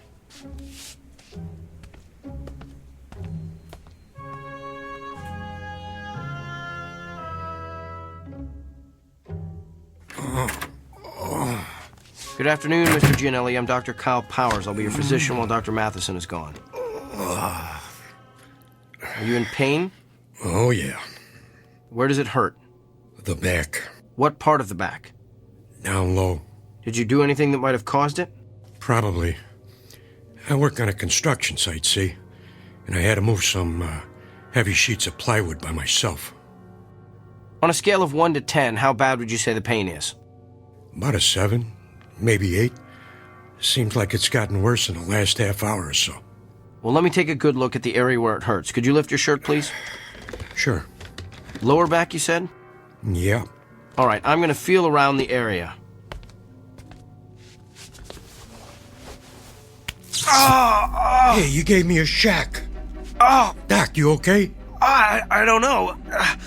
I feel... Ah! My back suddenly hurts. Yeah, must be going around. Oh! It just started out of nowhere. Maybe it's some kind of a kink. Let me see if moving around helps it. No, it still hurts. Excuse me, Mr. Gianelli. I'm gonna have to sit down over there. Hey. The pain stopped. Lucky you. That's odd. It stopped when I let go of you. Mr. Gianelli, I'm gonna touch you again. You're the doctor. Ow, Doc. You need to get a humidifier in here. Fascinating. You're done already? Yes, Mr. Gianelli, this is just a hunch, but is the pain you're feeling on the left side? Yeah. Does it hurt no matter how you move? Yeah? And you say it's gotten progressively worse. Oh, yeah. I think I know what's wrong with you. So do I. I pulled a muscle hauling around those stupid sheets of plywood. I don't think so, Mr. Gianelli. You have a kidney stone. You're kidding me. I'm convinced of it. I felt, that is, you have all the classic symptoms.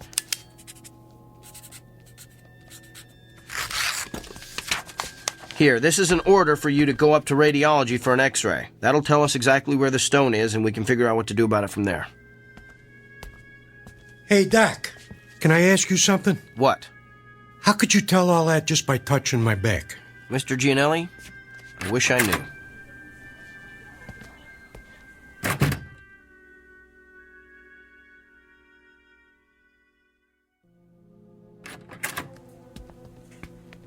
So, now that we can talk privately in my office, let me get this straight. You're telling me that you've been able to tell what your patients are feeling simply by touching them, that you can actually experience the pain they're feeling.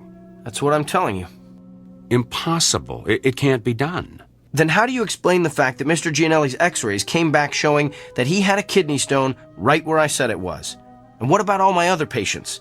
Everything I diagnosed this morning was confirmed by x-rays or ultrasounds or MRIs. You simply diagnosed them correctly. But I'm telling you, Dr. Bill, I felt their pain. Prove it. All right. Who's your next patient? No, not a patient. I want you to prove it on me. I've been experiencing some pain the past day or so. I want you to tell me where it is. Okay. I'm gonna have to touch you. I knew there'd be something about this I didn't like. And it has to be on exposed skin. At least, I think it does. I'm still experimenting. Here, you can touch my hand.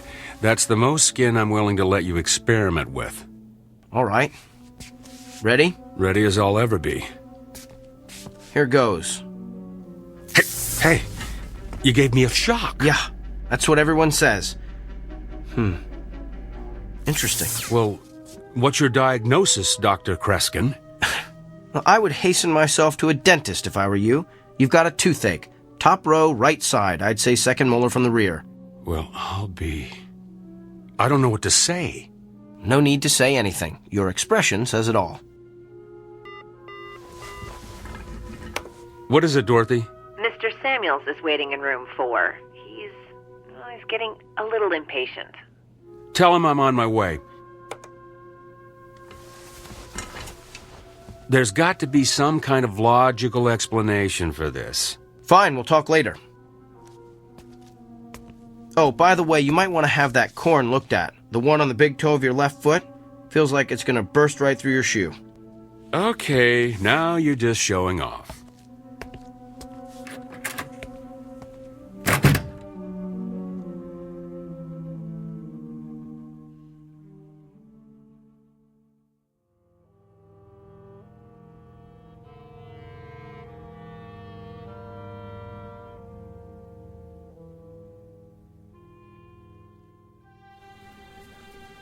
Okay, thank you. Northwest Medical Clinic, may I help you? I'm sorry, he isn't in yet. Can I take a message? I'll let him know. Thank you. Hey, Dorothy. Another reporter for Kyle? Yeah, that's like 25 now. Ever since word got out about his gift, he's become the most popular doctor at the clinic. I know. I can't believe he's going to be on that talk show tomorrow. Yeah, I am dying to see what Dr. Charisma is like on TV. Oh.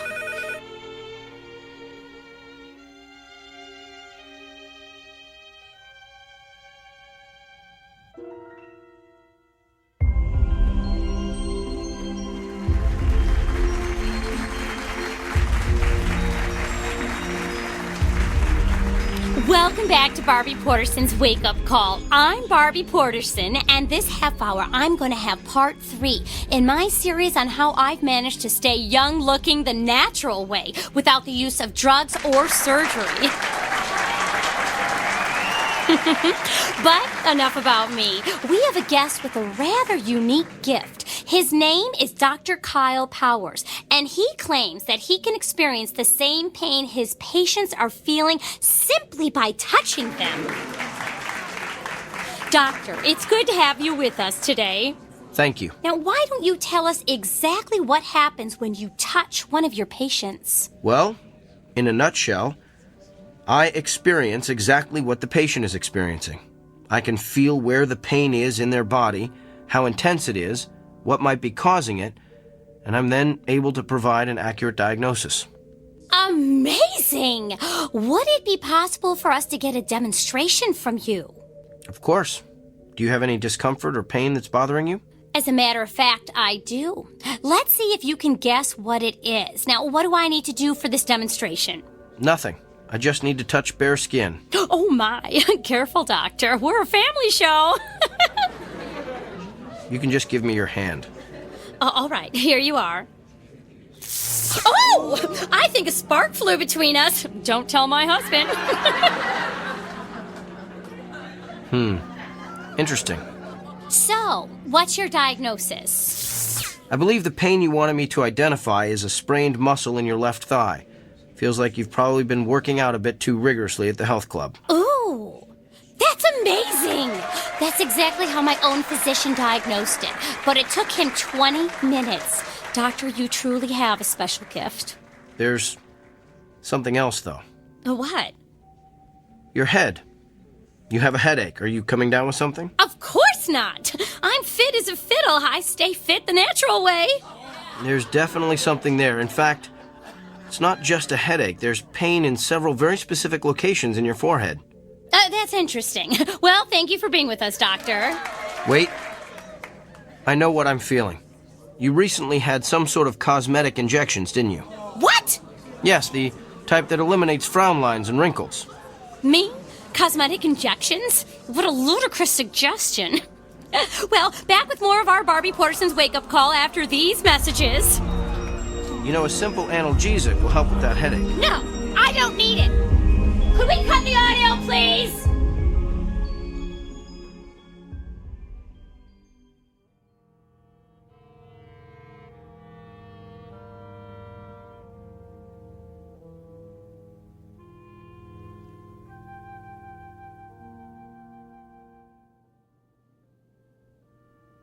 Yes, I think that would be quite agreeable. Well, to be honest, I wouldn't mind having a couple of days to think it over. Could you hold on for a moment? Come in. Kyle. Doctor, I'm on the phone. I need a moment with you. I don't have a moment. Make one. All right. I'm sorry, can I call you back? Thanks. That was extremely rude. And what are you staring at? You look so pale. Do you feel all right? I feel fine. Just a little stressed, and your intrusion doesn't help. So what's so urgent that it can't wait? Well, let's start with the waiting room overflowing with your patients. I had an important phone call. With who? Not that it's any of your business, but I was talking to Nigel Fairwick. Nigel Fairwick? He's the TV producer who creates all those vapid reality shows. Why would you want to talk to him? He wants to produce a television show starring yours truly. You're kidding me. Didn't he see that debacle of a TV interview you did the other morning? Yes, in fact, that's why he wanted to talk to me. Apparently the show's ratings skyrocketed after I outed Barbie Porterson. The interview is all over the internet. And this TV show of yours will allow you to perform additional acts of benevolence for the public good? Sometimes. But mostly will consist of me diagnosing the illnesses of actors, political figures, and even world leaders. Doesn't it bother you to exploit your gift like this? Exploit? You just don't get it, do you? I'm not seeking these people out. Nigel Fairwick, the newspaper's looking for interviews, those patients in the waiting room, they're all coming to me. I'm the solution to their problems. I'm the answer to their prayers. Spoken like a man with a true messiah complex. There's just something about your gift I've been trying to figure out. If you can feel your patient's pain, then you must be able to feel other things as well. Like what? Like their emotions. You must be able to feel their fear, their anxiety, their despair. Do you feel those things, Kyle? I feel them. Then why don't you ever talk about them? In all the interviews you've given, I've never heard you once mention the patient's emotions. Because it's irrelevant. It's the pain that helps me diagnose the illness. Besides, those feelings only last as long as I touch the patient. So you shove those emotions aside. The way you've done with your own emotions all your life, I guess. Don't you see what you're missing? You could be relating to your patients in a way that no other physician could ever hope to achieve. You could treat your patients on every conceivable level, not just the physical, but the emotional, the spiritual. Kyle, you're the winner of some sort of cosmic lottery. Don't squander it on a mindless television freak show. I'm sharing my gift with my patients. If I go on TV, I can share it with the world. How is that squandering my gift? Because you're doing it to stroke your ego. How do you know why I'm doing this? Can you read my mind? Is that your gift? Oh, wait, I forgot. You don't have one. Hello? Nigel? No, it's all right. I'm glad you called back. I've decided I don't need more time to think. I want to get started on this TV show as soon as possible. This afternoon? Well, that sounds great. I'll see you then. Thanks. You're really gonna do this? I have a meeting with Nigel in an hour to sign the contracts. And what about your patients? Tell them to come back tomorrow. What if they don't want to? What if they can't? Oh, they'll be back. That's the part you don't seem to understand, Doctor. Everyone wants to see the amazing Dr. Kyle Powers.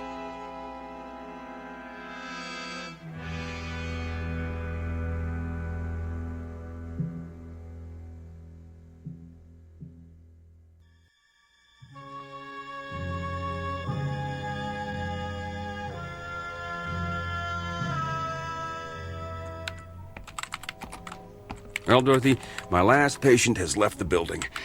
Let's start closing up shop. Way ahead of you, Doctor.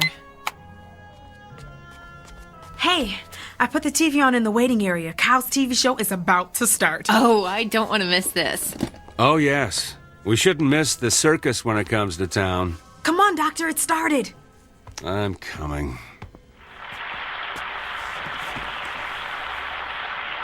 Hello, America, and welcome to Doctor in the House, the new show that promises to be the most amazing, the most remarkable, the most astounding television program you've ever seen. I'm Gil Montgomery, and I'll be your master of ceremonies. Master of hyperbole is more like it. And now, let's bring out the man who's been written about in every newspaper, magazine, and medical journal in the country, nay, the world. Please put your hands together for Dr. Kyle Powers. Wow, a standing ovation. You'd think he was the second coming. He thinks he is anyway. How come he's sweating so much? He's probably just nervous. I don't know. He looks kind of pale, too. Good evening, Doctor. Good evening, Gil. Are you feeling okay, Doctor? I'm not sure. I've been feeling a bit lightheaded today. Well, physician, perhaps we'll give you a chance to heal thyself later in the show. But right now, we're going to bring out your first patient. Are you ready? Yes, I think he fainted. Oh, no. Perhaps we should go to a commercial. But what's wrong with him? He's not getting up. Can somebody help me, please? Is there a doctor in the house? I better head down to the studio.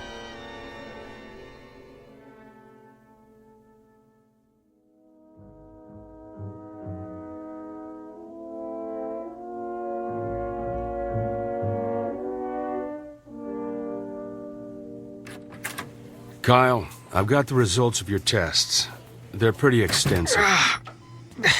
Tell me. Well, simply put, your autoimmune system is completely broken down. Can you tell why? No, I can't find anything that would cause it. There was something about your results, though, that looked familiar.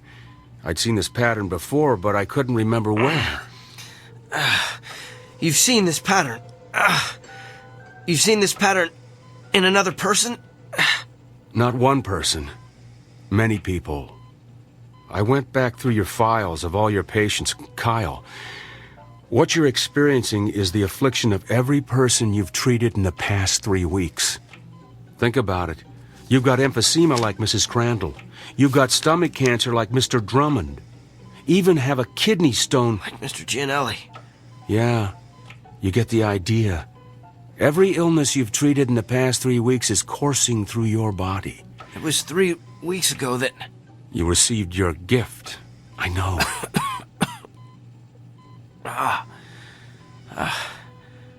How long do I have? At the rate you're deteriorating, I'd say you've got 24 hours. No. That just can't be. Look, I know you're in a lot of pain. We're going to do what we can to make you comfortable. I want to run some more tests. There's got to be a way to beef up your immune system. Bill, after the way I've insulted you, why are you showing me so much... Compassion? It's part of being a doctor, right? Get some rest, Kyle. I'll be back.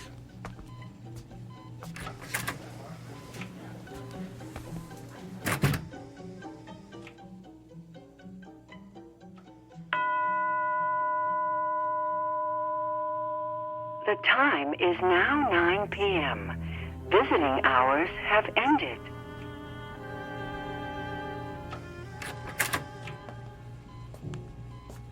Bill? I'm afraid not. You... What are you doing here? I wanted to see how you're feeling. By the looks of you, I'd say you're knocking at death's door. You did this to me, didn't you? No. You did this to yourself. Remember our agreement? The one we shook hands on. The one you refused to read. You violated, let's see, Section 3, Paragraph 9, which states, the party in question will refrain from using his gift to advance, hasten, or otherwise promote his own personal agenda. You were given a gift intended to help you better understand your patient's feelings.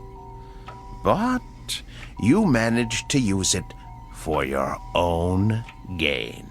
Quite an extraordinary display of abuse, really. In short, your discomfort is your own fault.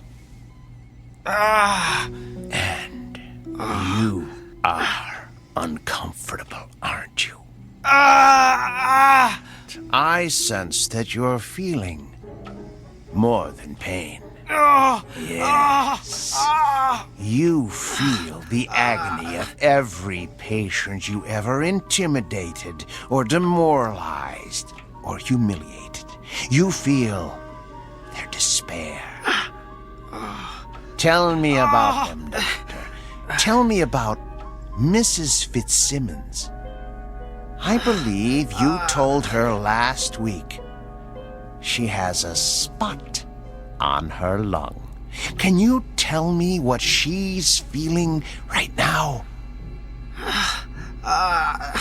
She's afraid she'll die without seeing her grandchildren. And what about Katie Morgan, that college student who's been having dizzy spells? You sent her for a brain scan yesterday. She's afraid she won't be able to marry her fiancé, have children, grow old with a loving husband. And what about Mr. Hamner? You sent him for chemotherapy 2 weeks ago. He's... Yes? He's filled with the terror of not knowing what lies beyond death. It must be hard to carry the burden of all that despair. And what's worse, you're feeling it all at once, aren't you? It's worse than the pain. I can imagine. It must be unbearable. So tell me, Doctor, on a scale of 1 to 10, how bad is the despair? What? How much worse has the hopelessness become in the past hour? Don't! 40%? 30? Stop! Is there a history of anguish or misery in your family? Please stop! Have you taken any medication that would cause this kind of acute melancholy? Don't torture me like this! What have you done today that would cause such agony, such utter torment? That's enough! Reached your limit, Doctor. And just answer one last question for me. Do you understand now how your patients feel?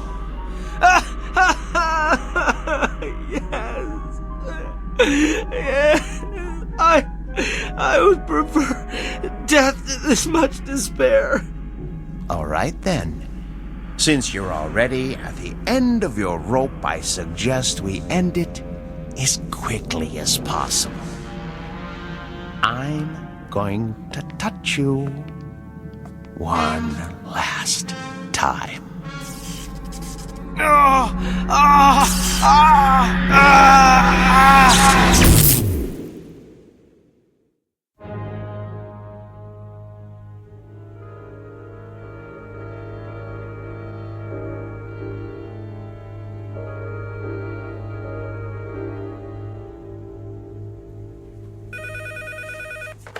Northwest Medical Clinic, may I help you? Sure, let me transfer you. Hey, Dorothy. What is it, Millie? It's a shame about Kyle, isn't it? Yeah, a pity it had to end the way it did. I mean, for a little while, he had it all, and now, well, you know. How have his patients been taking it? Not well. Of course, I have to tell them what happened when they called to make an appointment. That's a shame. But, you know, at least Kyle is at peace now. Yeah. Well, he seemed very peaceful when I gave him his messages this morning. I guess a full recovery will do that to you. That and a near-death experience. Yeah, but it is too bad he lost his, well, you know, his gift. Yeah. I wonder what it's gonna be like for him now. Just seeing patients as plain old Dr. Kyle Powers.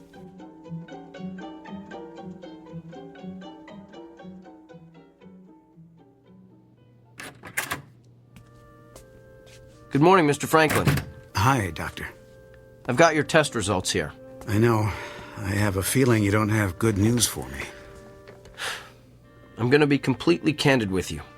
And before I tell you anything else, let me say this. What you've got is treatable. And we're going to exhaust every option available to get you well. So why don't we get out of this sterile examination room, go down to my office and have a cup of coffee, and work out the details. Sounds like a plan. You know, I keep thinking about how everything could change. I'm retiring in a couple of months. Margaret and I wanted to take a trip to Germany to see where my mother was born, and my daughter's about to have my first grandchild. I'm just afraid I'm not going to be around to see all that.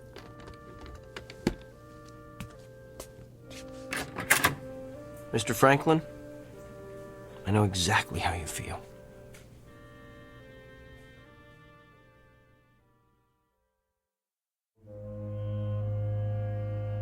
Meet Dr. Kyle Powers. Not the same one we met earlier, but a new and improved version. A person who has perhaps quite literally been to hell and back, and learned along the way that redemption requires no small amount of effort on the part of the recipient. It's a fundamental lesson that's customarily taught in Sunday school or at the feet of a beloved grandparent. But a select few insist on learning it the hard way, while traversing the antiseptic, shadowy corridors of the Twilight Zone.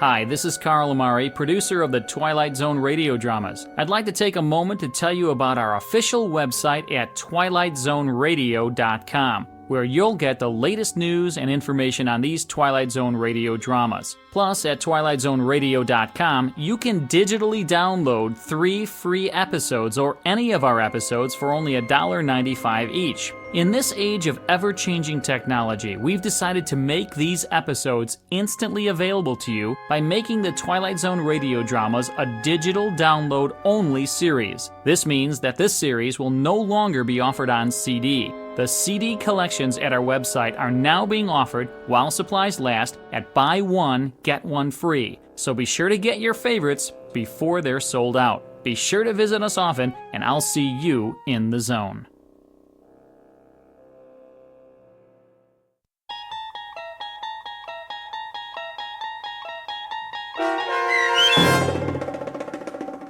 The Amazing Dr. Kyle Powers, starring Sean Astin with Stacy Keach as your narrator, was especially written for The Twilight Zone by Barry Rickert. Heard in the cast were Pat Fraley, Joby Cerny, Robin Moeller, Ty Davis, Ellie Weingart, Alex Sopner, Emmy Bloom Regali, Rob Riley, and William Dick. The producers of The Twilight Zone wish to thank CBS Enterprises and the Rod Serling Estate for making this series possible. This copyrighted radio series is produced and directed by Carl Amari and Joby Cerny for Falcon Picture Group and Westwood One. Sound design and custom Foley effects for The Twilight Zone were done in the Cerny American Sound to Picture Theater by Todd Beyer, Craig Lee, and Tim Cerny. To learn more about the Twilight Zone radio dramas and to contact us, visit our official website at twilightzoneradio.com. Doug James speaking.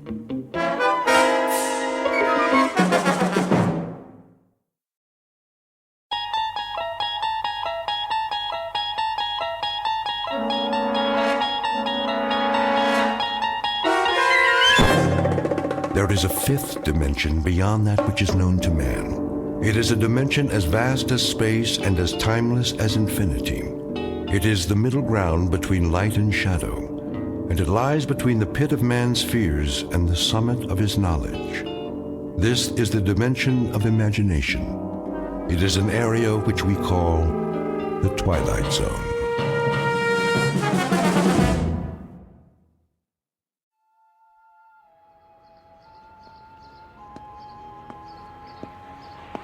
Evening edition. Get your paper here. Late sports. What other papers do you have? The Sentinel and the Times Mirror. Take your pick. Give me all 3 of them. Here you go. Like to read a lot, huh? Say, do I know you? I don't know. Do you? Arch Hammer. Hey, it's me, Sam. Sam Marshak. Oh, yeah. Sam. Let me get a good look. By golly, you haven't changed a bit. That right. Look, just like in the picture here. See? I still got it by the register. You and Andy and Eddie Walsh and Barney. The old gang. Remember? Sure. How you doing? Same as always. Haven't seen Andy in a while, though. Where you staying? Down the street. The Royale? Yeah, the Royale. How much for the papers? 6 bits. Wait a minute. Forget it. Arch, it's on me. We got a lot of catching up to do. Been too long. Right. See you later. Anytime.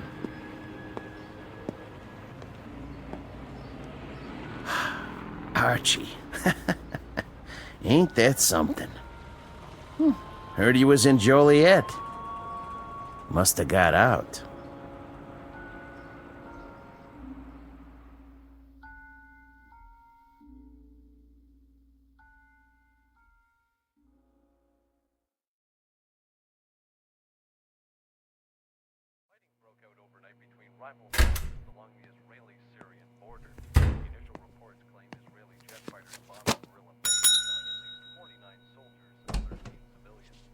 Hold your horses.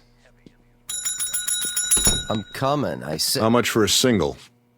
Depends. By the day is one thing, by the week is cheaper. I don't know how long I'll be staying. $6.80 a night plus room tax. You want a shower? Is the water hot? Mornings only, otherwise it costs extra. Forget it. Hold on. Haven't I seen you before? Could be. All right, I'll give you the discount for regulars. No guests, though. Wouldn't think of it. Sign here. Right. Face sure is familiar. Arch Hammer? Can't say I remember the name. Maybe that's just as well. Oh, and lose the key, you pay for it. Thanks. Send up some ice, will you? And a pair of scissors. Scissors? What for? Something I want to cut out of the paper. Well, don't make a mess for the cleaning girl or you'll have to tip her. That'll be $7 even. In advance. His name is Arch Hammer. For the moment, he's 36 years old. He has been a salesman, a dispatcher, a truck driver, a bookie, and a part-time bartender. Whatever name he goes by, this is a cheap man, a nickel-and-dime hustler with a cheapness that goes beyond the suit and the shirt, a cheapness of taste, a cheapness of mind. He has a tawdry little shine on the seat of his conscience and a dark room squint in a world where the sunlight never got through to him.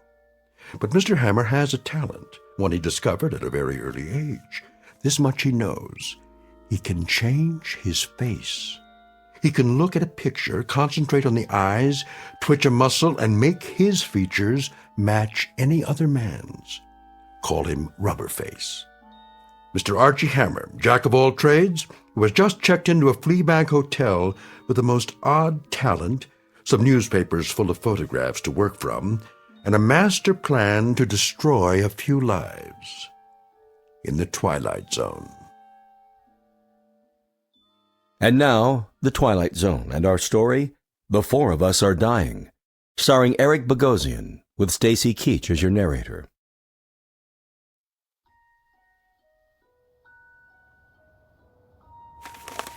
There's a good one. Human interest. Yeah, Room service. just a minute.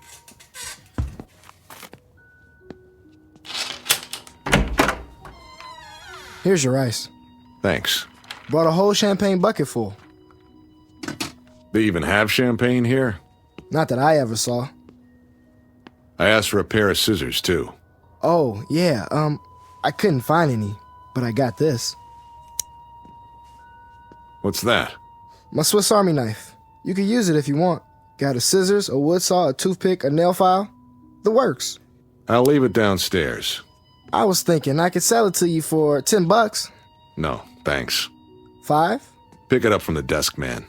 It's worth a lot more than that. Hey, I don't get a tip? Yeah. Don't take any wooden nickels. Where's that page? Here. Johnny Foster, guitarist with the Maggie Weber Quintet. Why not? Always wanted to be a musician. The eyes, the nose, piece of cake. Just look in the mirror. Concentrate. Perfect. If I do say so.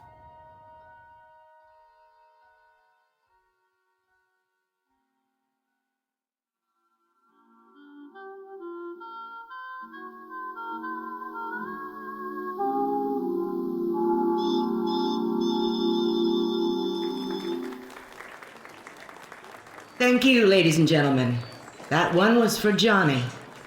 Wherever he is, I know he can hear us.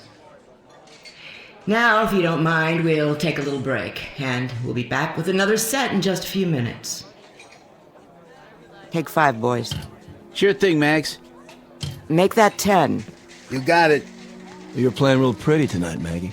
Don't I always? Sad, though. I never heard a piano cry before. Then we'll have to try some upbeat tunes. If I've got it in me.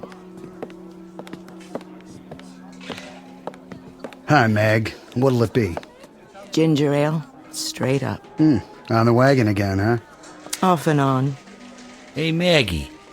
Hey yourself, sport. I got a stool here with your name on it. That right. Come on, sit down and get acquainted. Unravel the flesh. Huh? Hey, pal, keep your hands off the talent. I'm just trying to buy the lady a drink. Don't you want one? Love one. All by my lonesome.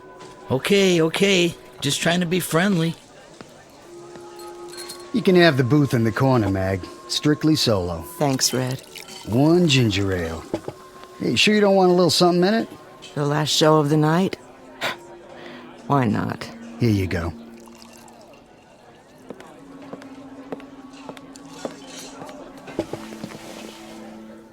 Here's to you, Johnny. For the good times. Careful, you'll spill it. Johnny? Like I always say, if you don't drink well, don't drink. Johnny, are you a ghost? Sure, a ghost. I just came down to check the mourners. But it was in the paper. Was it? I should read the obituaries. Find out how they feel about the deceased. I'm gonna close my eyes. And when I open them, pray that I'm not dreaming. You're not dreaming. I wanted to see what kind of tears people shed. Big ones the size of bubbles, or the kind that come from onions and handkerchiefs. You came to the right place, Johnny. I got a whole room full of buckets to hold the tears. Yeah? I heard it on the radio one night, just like that. First there was a dance band, and then there was a newscast. And there you were. Right in the middle of the vice president in Russia and a streetcar strike. Death, as it must to all men, came to talented guitarist Johnny Foster. A tragic accident, a train hitting a car. And I just sat there and I listened and I cried. And then I washed my face and put on my makeup and went to work. Only it wasn't a quintet anymore.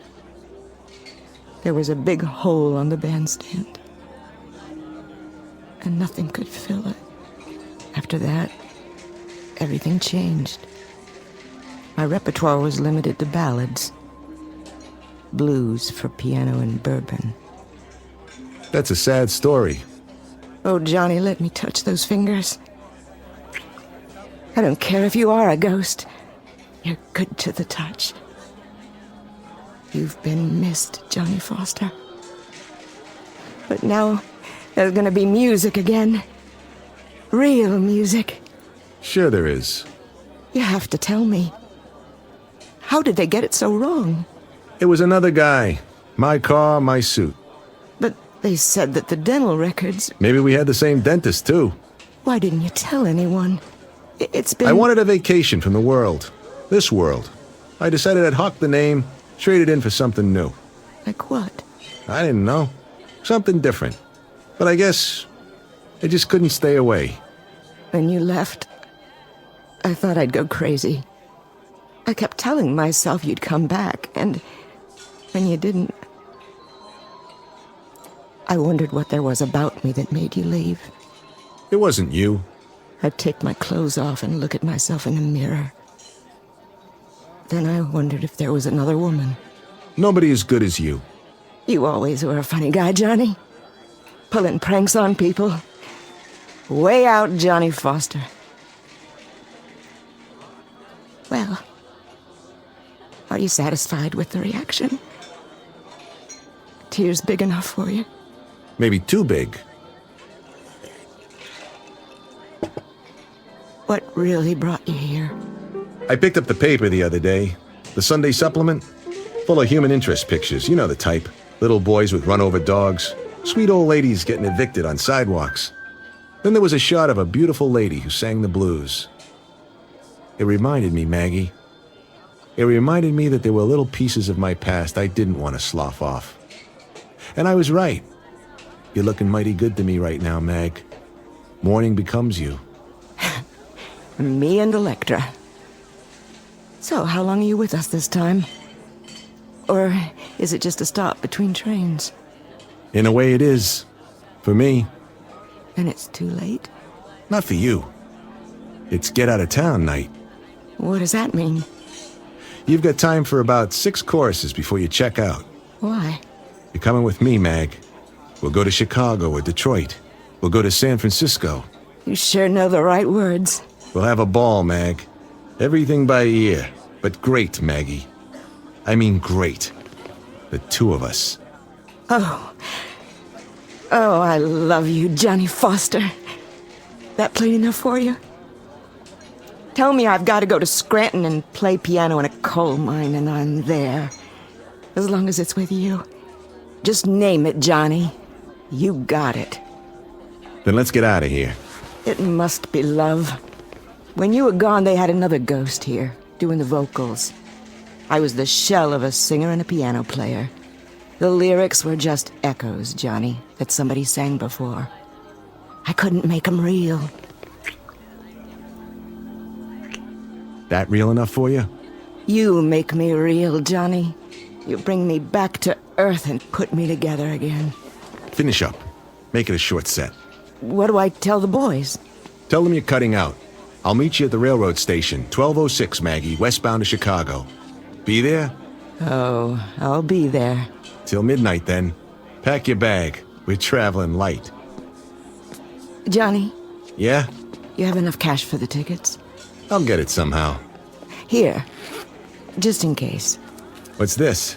My tips, plus what Red paid me for the gig. You hold it for me. Sure? I've never been surer of anything in my life. Okay, baby. Remember, 12 sharp. With bells on.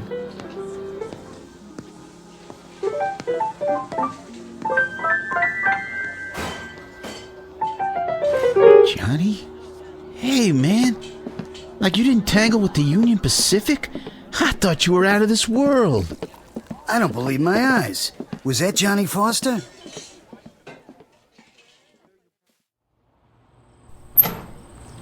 Hey, Johnny, baby, we got the wrong word. They said you got removed by a locomotive. Johnny, man, it's good to see you. You'll never know. Oh, here, let me give you a light.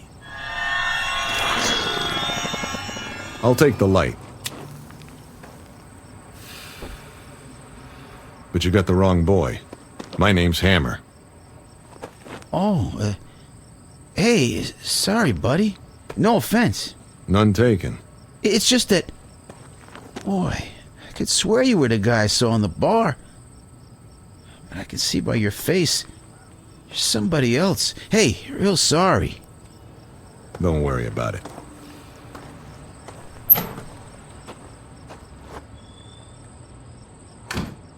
Johnny Foster, guitar player. With a beautiful dame. Well, why not? I never had a dish like that. I never got loved like that. And it feels good. So why shouldn't I? Maggie Weber, huh? Yeah. Why not?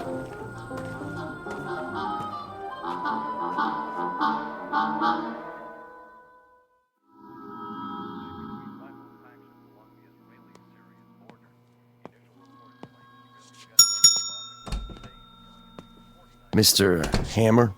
Good memory. Something I can do for you? Just some information. What kind? This picture from the paper. What about it? Go ahead.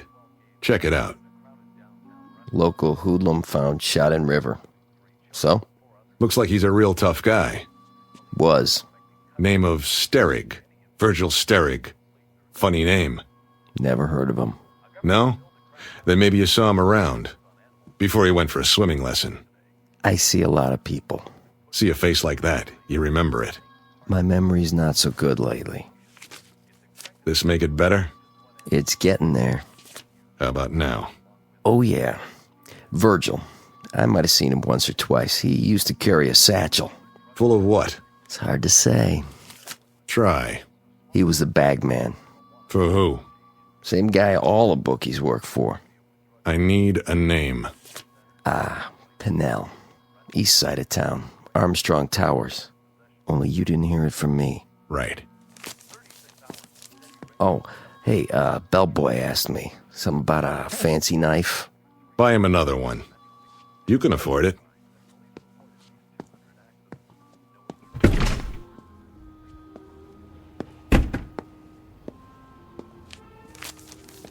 Virgil, Virgil.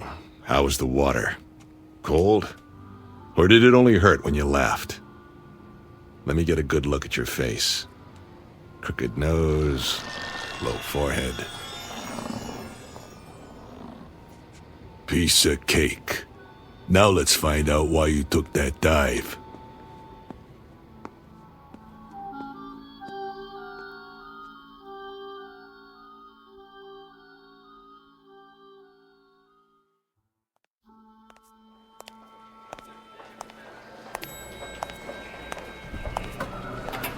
Going up? Always. What floor you? Oh, hi, Mr. Sterling. Hi yourself. The penthouse? Where else? I haven't seen you for a while. No kidding. But now, here you are. Back from the dead, and bigger than ever. Oh, I didn't mean it that way. I just meant... Say...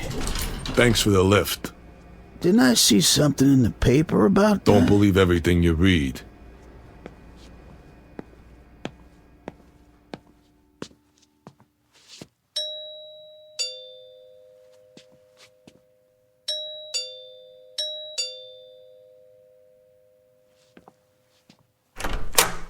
Oh, Mr. Steric. I'm surprised to see you. Where's Pennell? Mr. Pennell, not home. No? He's out. You come back tomorrow. I tell him you here. Call on telephone, maybe. I'll tell him myself. Now. I say he's not here. Out of my way. Oh! Who is it, Ramon? Hello, Pennell. What in the devil is... You ought to be more careful. It's only a bottle. Verge, is that you? I don't believe it. I clean up for you, sir. Leave it. But glass on floor. I said leave it. Expensive stuff. Imported. That doesn't matter, but you... You can always open another bottle, can't you? Plenty more where that came from. I like your taste, Mr. Pennell. Very rich, polished, lots of class, like this apartment. Neat, but not gaudy. I clean it up. Later, Ramon. Oh, yes. Yes, sir. I go now. I come back later. You do that.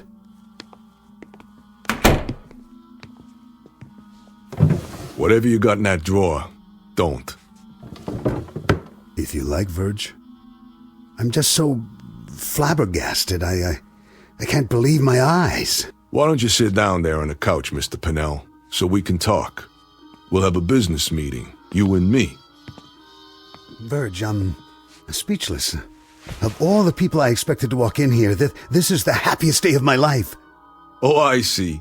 This is the happiest day of his life. If you don't believe it, just ask him. Verge, listen to me. But please, Mr. Pennell, you're a rich man, but you're a lousy actor. Very bad. Really. Tell me this. Anything. If it's the happiest day of your life, why do you look like you just sucked a lemon? No, Mr. Pennell, you're not happy. You got no reason to be happy. Believe me, I know. You got no reason at all. Of course I do. You're not making sense. If you could have kept me in that river, just a cold, clammy little item without a face, then you'd be happy.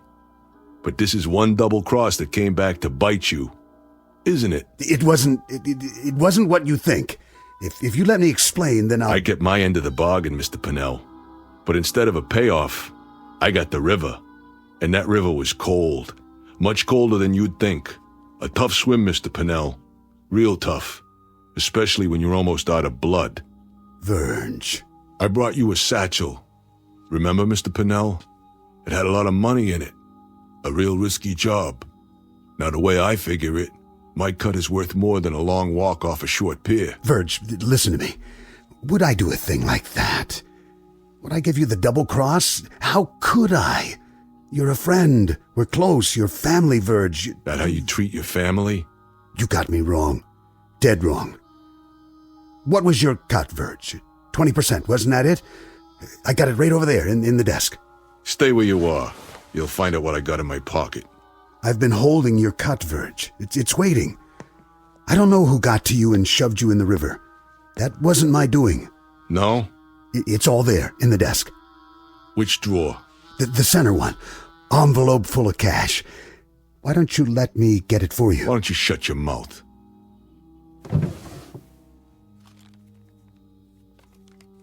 Go ahead, count it. This is mine? 20% of it. That's right. Same cut as always. And I always honor my contracts. But there's interest now. Interest? Sure. For floating face down in a river, I charge interest. For taking 3 holes in my belly, I charge more interest. That a problem for you? How much do you want? Well, if we add on the penalty, and then the extra penalty, it comes out to an even 100%. Okay by you? You have me at a disadvantage, Verge. Pleasure doing business with you. One question. Yeah? I have to know. Did somebody fish you out before you... Before I'd had it? Is that the question? Why, no, Mr. Pinnell. That's not the way it happened. That's not the way it happened at all. The truth is, I'm your worst nightmare. I'm a ghost.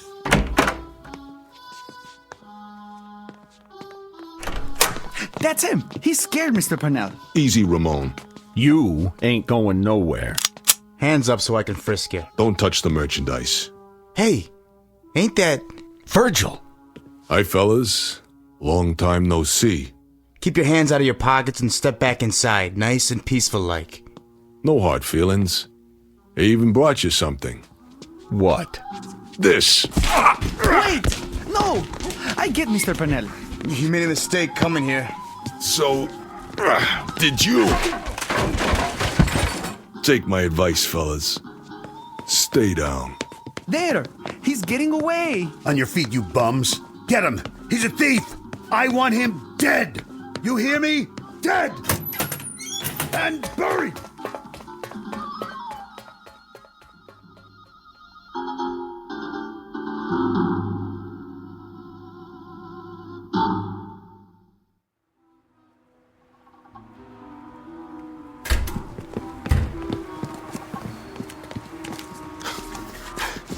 There he is! Get him! I can't get a shot! Where'd he go? This way. Gotta give him the slip. The alley. Dead end. Gotta get out. Gotta make it. But how? Look like somebody else. Fast. Who? Come on. Come on! Face. Any face. Can't think of one. Wait. Something I saw. Yeah. Yeah! Got it. Over there. I see him. Hey, hold it. All right, Virgil. You can make it easy or you can make it hard. Strictly up to you. Let's go for a little walk. Someplace private. Forget that. Turn around like a man or I'll give it to you right here. What do you want? It ain't him. Where did he... You want something with me, huh? What's going on? I didn't do nothing to you guys. Sorry, buddy. We thought you was somebody else. Yeah, sure you did. Go around threatening people, huh? That it? I had to call the cops. I saw him go in there. Me too. So where is he? The alley don't lead nowhere. Hey, fella, you see anybody else come in here? Yeah, you two mugs. Come on. We better find him. Mr. Pinnell's waiting. That's right, you goons. Go find him. You go find Virgil Steric. Why don't you try the county morgue?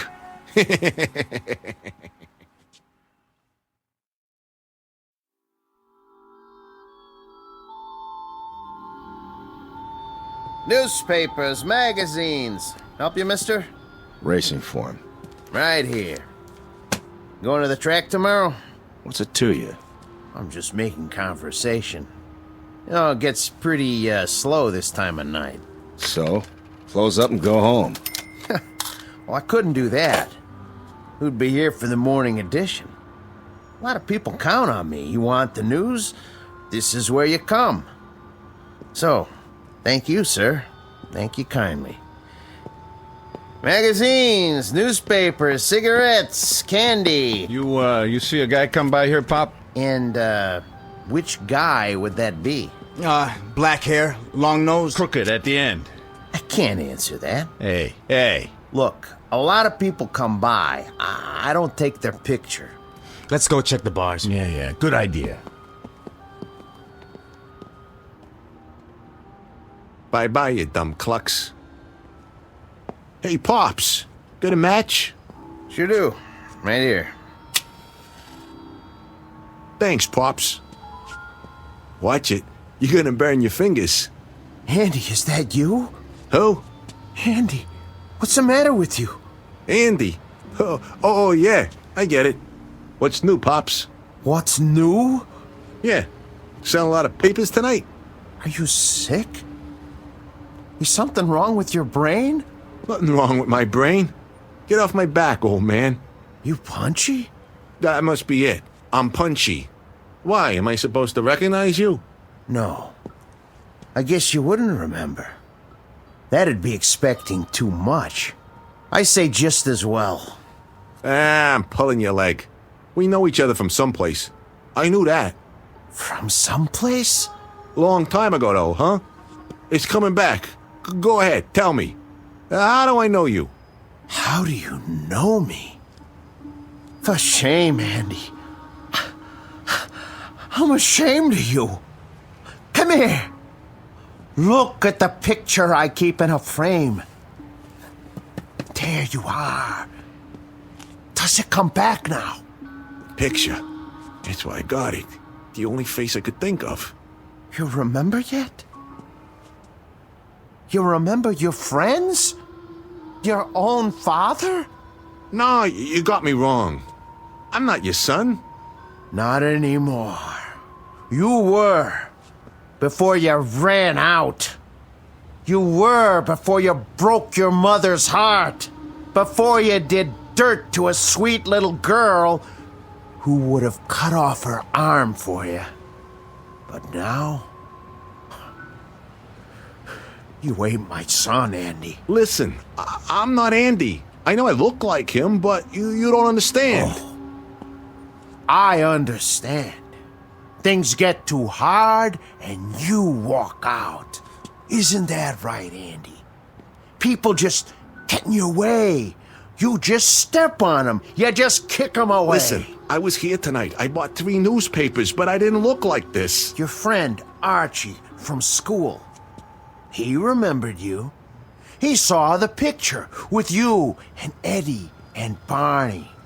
And he remembered. No, he didn't. Because he wasn't Archie. I was.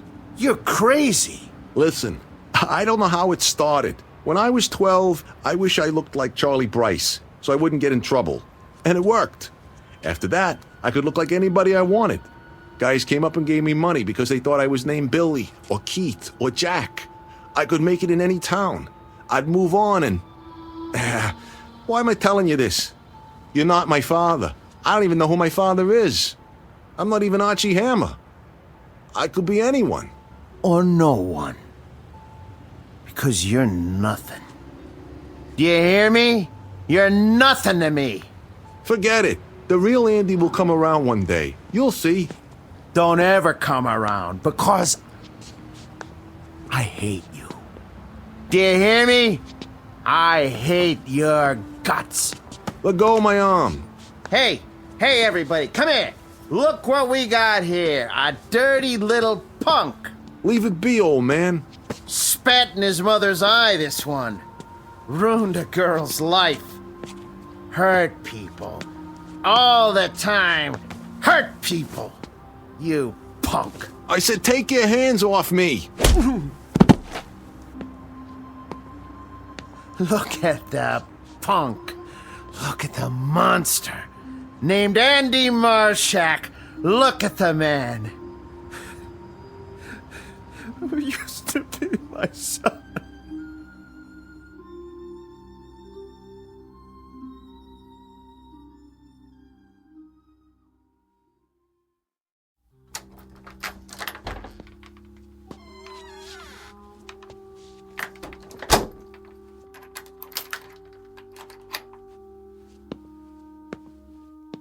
Now, let's try another face. Who's that handsome guy in the mirror? Why, it's Johnny Foster. Much better. Yeah? Delivery for Mr. Hammer. I didn't order anything. Not food. Then what? Flowers. I don't like flowers. You'll like these. Maggie. Yeah, that girl. Sorry, Johnny. You gotta go away for a minute. Goodbye, Johnny. Hello. Archie.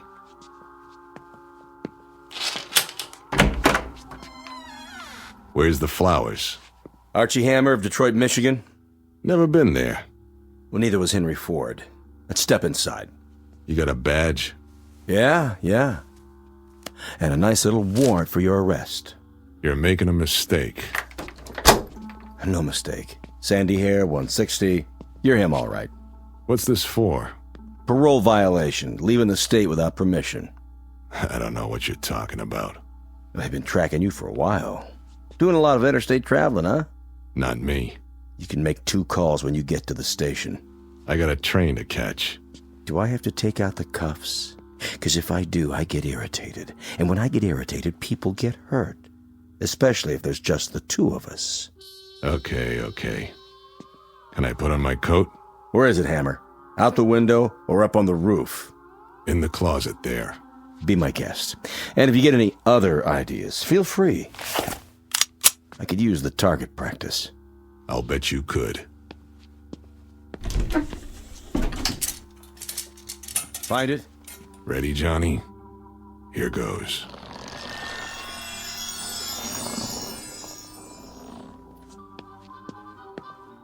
Officer, thank God. Where'd you come from? He shoved me in there when you knocked on the door. He's got a gun. What? He went out through the ventilation duct in the ceiling. Stand back. Come down, Hammer. You'll never make it. I'll have the building surrounded. Hammer! Hammer!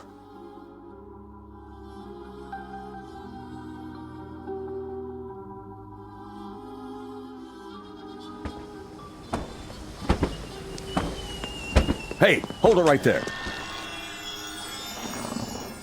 Yeah? Oh, you see a guy come out of here? Uh-huh. Took off down the street. Thanks. He went that way. Go get him.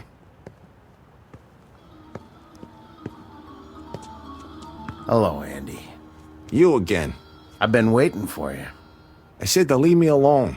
I knew where you'd be. The cheapest hotel on the block. What's the 38 for? I have to collect a debt. Careful with that. You got a big debt, Andy. So many years for so many things.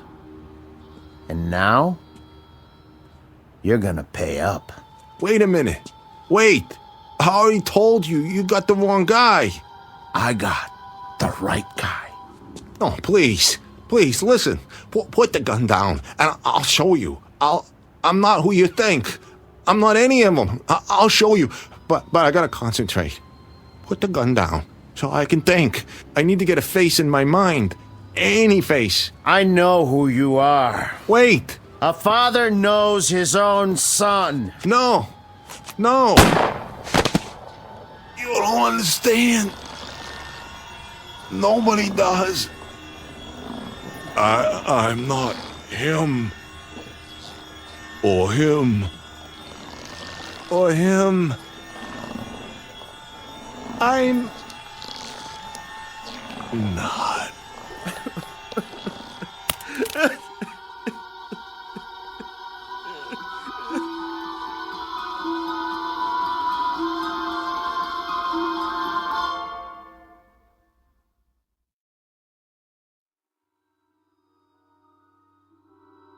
He was a cheap little man who checked in and checked out. He was a guitar player who was loved beyond words. He was a bagman with money in his pocket.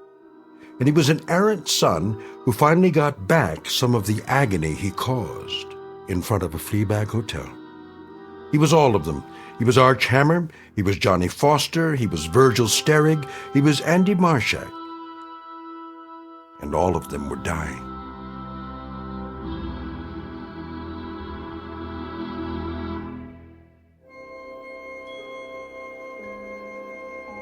Hi, this is Carl Amari, producer of the Twilight Zone radio dramas. I'd like to take a moment to tell you about our official website at twilightzoneradio.com, where you'll get the latest news and information on these Twilight Zone radio dramas. Plus, at twilightzoneradio.com, you can digitally download 3 free episodes or any of our episodes for only $1.95 each. In this age of ever-changing technology, we've decided to make these episodes instantly available to you by making the Twilight Zone radio dramas a digital download-only series. This means that this series will no longer be offered on CD. The CD collections at our website are now being offered, while supplies last, at buy one, get one free. So be sure to get your favorites before they're sold out. Be sure to visit us often, and I'll see you in the zone.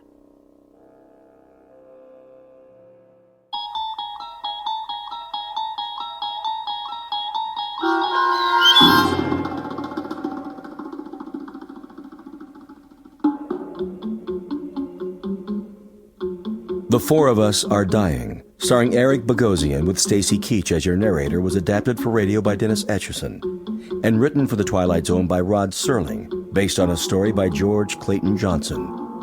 Heard in the cast were Joby Cerny, Kurt Nabig, Damon Williams, Norm Woodell, Tom McElroy, Doug James, Jeff Lupiton, Linda Ryder, Jamie Barron, Rick Vargas, and Vince Amari. This copyrighted radio series is produced and directed by Carl Amari for Falcon Picture Group. Sound design and custom Foley effects for The Twilight Zone by Cerny American creatives Bob Benson, Craig Lee, Michael Slaybach, and Matt Sorrow. To learn more about the Twilight Zone radio dramas and to contact us, visit our official website at twilightzoneradio.com. Doug James speaking.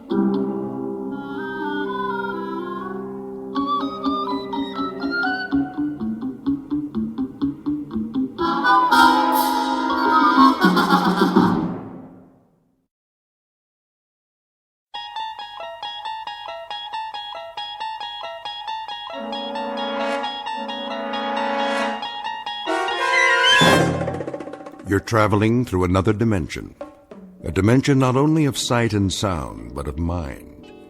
A journey into a wondrous land whose boundaries are those of imagination.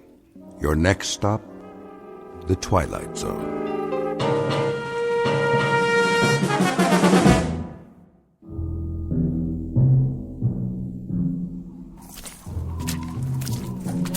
Hey, Perry. Yeah, over here. Find anything? I'm not sure. We better get back to the car. I can't see where I'm going. Whoa! Careful. Jeez. Why'd we get sent out here on a night like this? First snowfall of the season? Watch your step, or you'll end up with mud all over that nice, clean uniform. I could sure go for some coffee right now. Well, there's a diner over on the road by the edge of the woods. Is it still open? Let's find out as soon as we call in. So, what did you see out there? Hard to say. Tops of some trees have been knocked off. Sure looks like something hit the pond, all right. Something like what? Maybe a plane. No flights in the area, I checked. No, could have been a private aircraft. Possible, I guess. Easy to get off course in this weather. Well, we're not going to find it with the water freezing over. Whatever it is, it's going to stay under that ice till next spring. You think it could have been a meteor? Maybe. Well, we better call in a report. Tell them there's nothing here. Lady who saw it wants to alert the National Guard. That's all we need. This is 1183A. 1183A reporting in. Headquarters, go ahead. We're checking out a report on a UFO supposed to have gone down in the area of Hook's Landing. A what? Unidentified flying object. You serious? Don't kill the messenger. Just doing our job. Okay, did you find it? Well, it appears something did clip off some trees and came down, but whatever it was, she's under the ice in Tracy's Pond now, and we can't see a thing. Hold on a minute. See anything else? Nothing but a sea of snow. But there's something. This is Paget again. We can't get a look around till morning. We're gonna head back in and then, Hey, Bill! Yeah? Looks like some footprints over here. What kind? It's hard to say. Maybe an animal? Maybe? They lead up out of the pond. What's going on out there? There appears to be some evidence that, Say again? Those have got to be fresh prints with all the new snow. So if something did crash land, I'd say at least one person got out alive. They made it up to the woods and over to the highway. Right. Just swam up out of the ice and then started walking. What are you talking about? We'll have to call you back. Come on, is this a gag? You guys are at the donut shop, right? We may have a situation up here. What kind? I don't know yet. We'll report back in a little bit. All right, Paget. Listen, there's talk about a bridge going out. Enough ice jammed against it to cool the Congo, so as soon as you can, better make sure it's posted and blocked off. Otherwise, you'll really have a situation. Got it. Roger and out. My flashlight's going out. Yeah, it's the cold. Mine's still good. Let's have a look at those prints. See? They came out over here. What did? Well, whatever survived. Something left that pond. Came out here and went that way across the highway. Toward the diner. Makes sense. Cup of hot coffee to take the chill off. Looks like a bus parked in front. Don't suppose it came out of the pond too, do you? These aren't wheel tracks. They're footprints. All right, then. Let's follow them and make sure that's where they lead. Say they do. Then what? Then I guess we go inside and check everybody's green card. And if we don't find any little aliens with 3 eyes, we'll call it a night. That okay with you? Let's do it.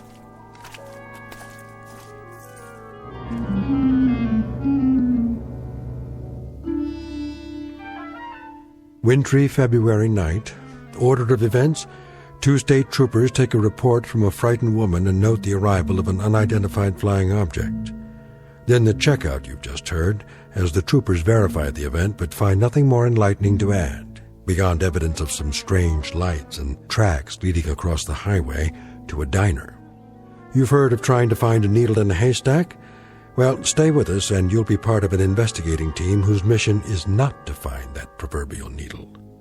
No, their task is even harder. They've got to find a Martian in a roadside diner. And you'll search with them, because you've just landed in the middle of the Twilight Zone. And now, The Twilight Zone and our story, Will the Real Martian Please Stand Up? Starring Richard Kind, with Stacy Keach as your narrator.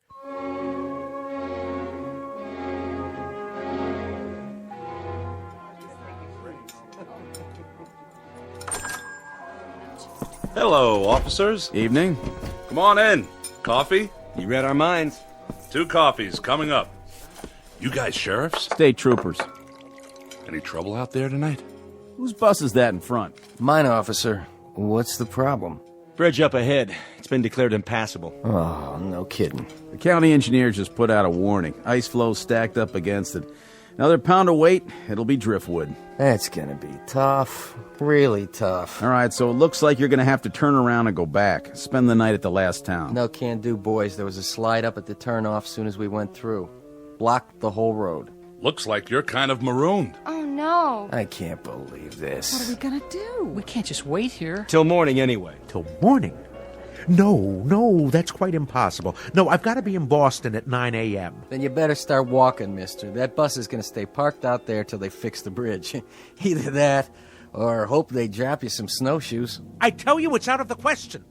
I absolutely must be in Boston. I'll pay extra. Name your price, bus driver. No way. I'm not risking my life or the lives of any of these folks, not to mention that bus out there, property of the Cayuga Bus Company. Then I'll hire a cab. Where's the telephone? Right there on the wall. But don't waste your dime. Nobody'll drive out here on a night like this, with the snow and all. This is outrageous. Do you know how much money is at risk? Take it easy, mister. That goes for everybody. Better make yourselves comfortable and get some hot food in you. No problem. I can cook up any kind of grub you want. Cheeseburgers, bowl of chili, clam chowder. I even got some nice T-bones in the cold case. Anybody for steak and fries? You the owner? That's me.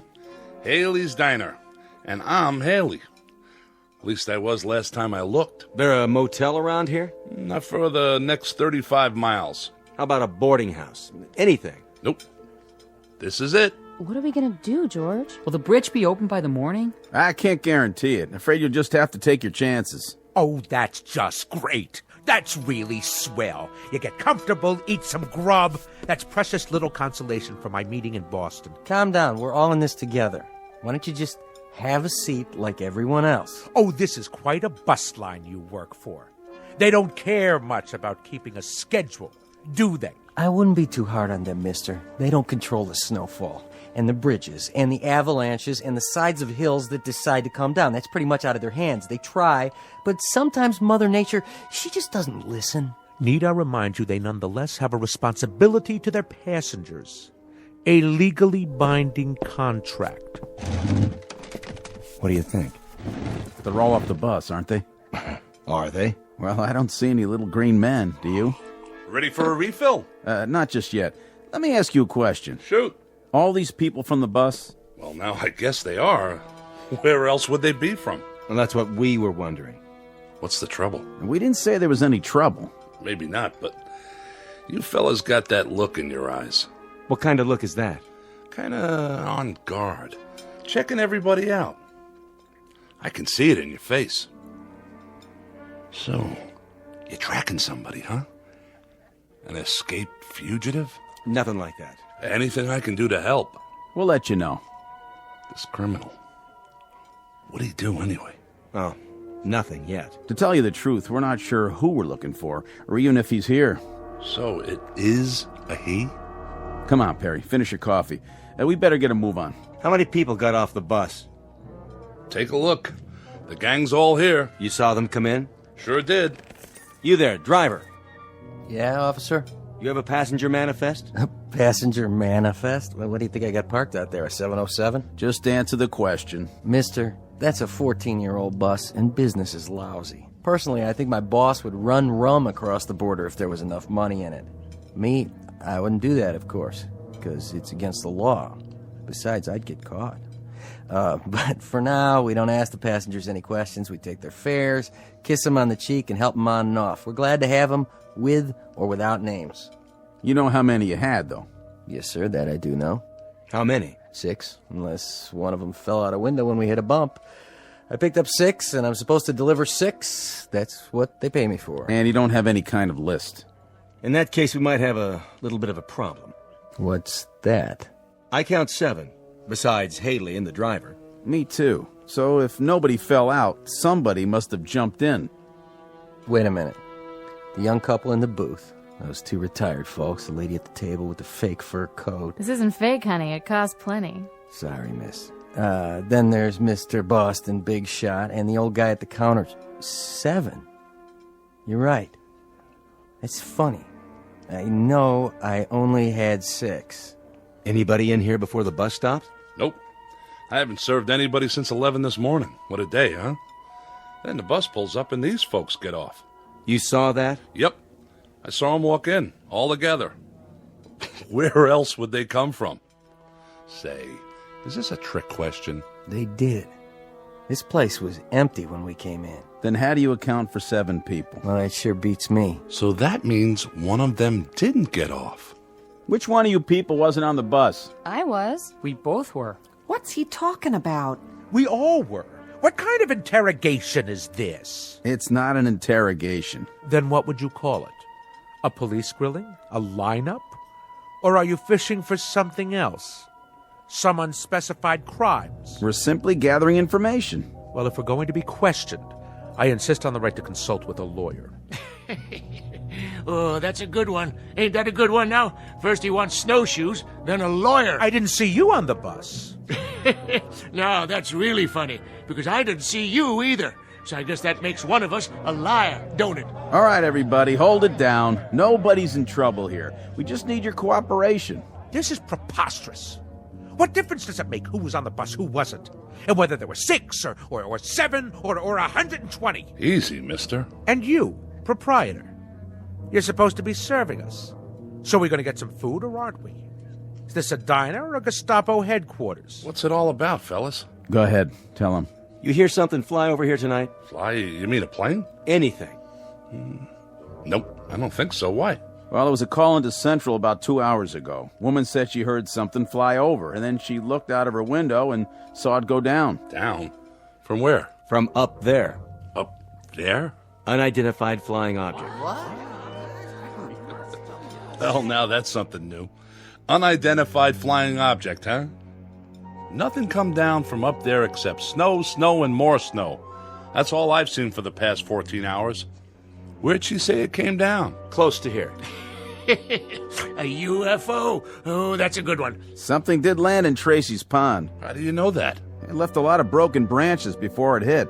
And what? We found tracks leading away from the water, or rather the ice. Tracks leading where? To here. Let me get this straight. You mean somebody landed or crashed or whatever they did in Tracy's pond and then came here right into my diner? Oh, that's crazy. Nothing came in here since this morning. Nothing except... Except me and my busload. My 6 fares. I only had 6. But there's 7 in this room. That means one of these people. I don't like this. How do we even know you're state troopers? Easy, honey. They got uniforms. See their badges? I don't like this one bit. We're going away to get married, and now this thing happened. Sit down, Connie. It's gonna be all right, I promise. How can you, George? How can you promise? Relax, miss. There's no need for... I'm trying to understand what you're saying, officer, but I'm not sure I... Let the man talk. You're trying to tell us that there's one among us? We don't know which one, mind you, who landed in some kind of flying saucer and then joined us, infiltrated the group, and then slipped into the diner right alongside us? Do I understand you correctly? Came in here with us, but that's not possible. We would have seen him. Not necessarily. Do you remember who you were sitting next to? Why, I wasn't sitting next to anyone. I was all the way in back, trying to take a nap. Well, there you go then. It's snowing and dark, and we climbed out of the bus with our eyes closed because of the snowfall. Anyone could have come in with us, and we wouldn't have noticed. But you were all together on the bus. Some of you must have noticed who the other passengers were. That doesn't cut much ice. They loaded up in the snow down at Hook's Landing. How long ago was that? How long? Let's see. We left the landing 3 hours and 12 minutes ago. And to tell you the truth, I don't remember who got on. All I know is there was an even half dozen. Just like a real science fiction story. That's what she is. Like a regular Ray Bradbury. 6 humans and 1 monster, all the way from outer space. Wonder if it came from Mars or from Venus. Oh, why don't you keep quiet? What about you, fella? You wouldn't happen to have an eye in the back of your head, would you? I find you insufferable, sir. Do you know that? And you ain't no prize yourself. Well, what do you do now? Line us up for a strip search? Nobody said anything about a search. Good. Because there's a little matter of civil liberties. Without reasonable cause, you have no right to ask anything beyond identification. And more than that, you're skating on thin ice, legally speaking. Very thin ice indeed, sir. Well, go ahead. I'm a dancer. I don't have a whole lot to hide. I usually get paid to take off my clothes. But if that's what you want... Look, lady, this isn't exactly par for our course either. We go off on an awful lot of nutty assignments, but this one... Then let me make it easy for you. I work a lot of clubs, and I know how to spot people. Go ahead. You pair off the couples. Since it's just one person who doesn't belong here, that eliminates the couples. Sounds logical. Whew, I guess that means we're in the clear. Cross us off. We're 2 of the humans. And us too. Yes, George. My wife and I were exonerated. Connie? Connie, what's the matter? Nothing. Yes, there is. What are you looking at me like that for? I could have sworn...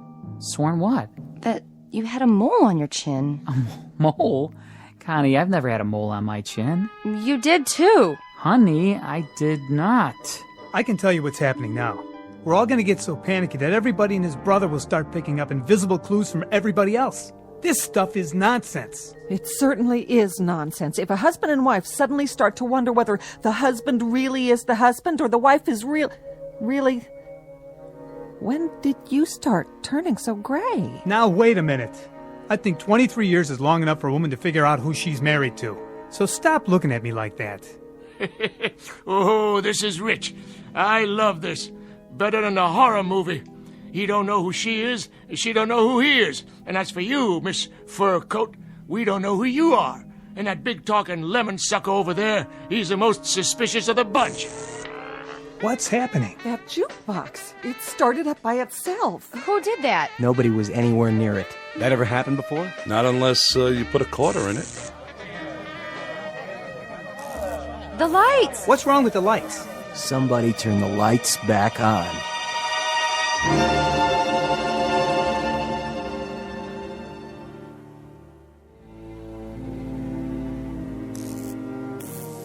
There's your lights again. Just gotta be patient is all. This happened a lot, does it? Not till now. Must have been the storm. Could have tripped a circuit breaker, I guess. Or a power outage, a line down somewhere. Only what? Why did it last a couple of seconds and then come back on? Unless... What are you thinking? Unless someone caused it to happen. Where's your circuit box? In back. You want my flashlight? Everybody stay where you are. Leave your gun in your holster, Perry. I'm going to get to the bottom of this. We'll question each one of you one at a time. Now see here. One at a time. Stay seated, everybody. You got a back door to this place? Sure do. How does it lock? Night latch and key, why? Where's the key? Right here on my belt. Go back there and lock it. It's always locked. But if that certain somebody is really from outer space, they'll just go through the wall anyway, won't they? Check 'em for wings. Check 'em all for wings. Look under their coats. Might as well start with you, Grandpa. You got identification? I left it down there by the pond in my spaceship. Who won the National League pennant last year? What is this anyway? Some practical joke? If so, well, you've prolonged it beyond the point of human endurance. Yeah, human. Just answer the question. I understand. I get it. So keep your britches on. Pittsburgh Pirates won it, officer. And then they took 4 out of 7 from the Yankees. That's right. Sharp boys, those two. Real sharp. Didn't figure a Martian would know anything about the great American pastime, did you? You got identification, miss? No, I don't. As a matter of fact, I left my wallet. I left my wallet with my suitcase. And where's that? On the bus? I didn't give her a baggage check. I would have remembered. That means it was a carry-on. Was it? No. See there? You better strip search her pronto. It was shipped on ahead. What's your name, miss? Ethel McConnell. I'm a professional dancer. With how many legs?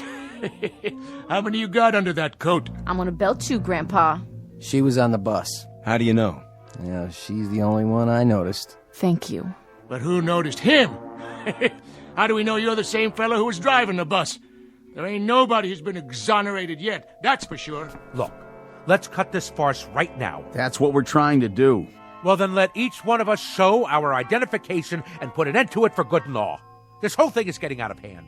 Then how do you explain the extra person in here? Very simply. The driver is mistaken. 7 people got on the bus and he thought there were only 6. Is that possible? Not a chance in the world. I counted 6 heads before we took off, like always. There were 6 passengers. And what's your name? Olmsted. That's O-L-M. Who's doing that? Never happened before, I swear.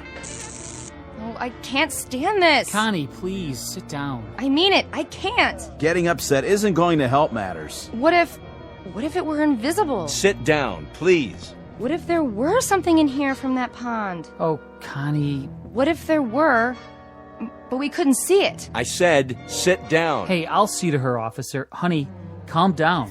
Why is he taking his gun out? Easy, Perry. I think it's time for a look around. All right, folks. We may have a good laugh about all this in the morning, but for the time being, do the smart thing. Everybody just stay where you are. My partner's going to check the grounds. And please, nobody do anything foolish, like trying to leave.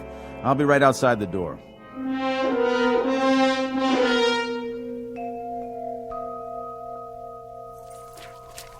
Perry? Here's your flashlight. Back door's locked up tight like he said, and there's no tracks back there. Whatever it was, it came in the front door, just like everybody else. This isn't gonna work. What do you mean? We can't hold them here. We're not holding them. They can't go anywhere in this weather. Meanwhile, we're going to find out what happened. What if nothing happened? What if they're telling the truth? Look, add it up. 6 + 1 is 7. Is that nothing? Somebody could have remembered wrong. What about the tracks? You can't even see them anymore. But we did see them. We both did. Isn't that right? That's right. The question is, what should we do about it? We could have a group of innocent people in there. Well, if we do, we'll find that out too. Hey, give me your flashlight again. What's the matter? What's that?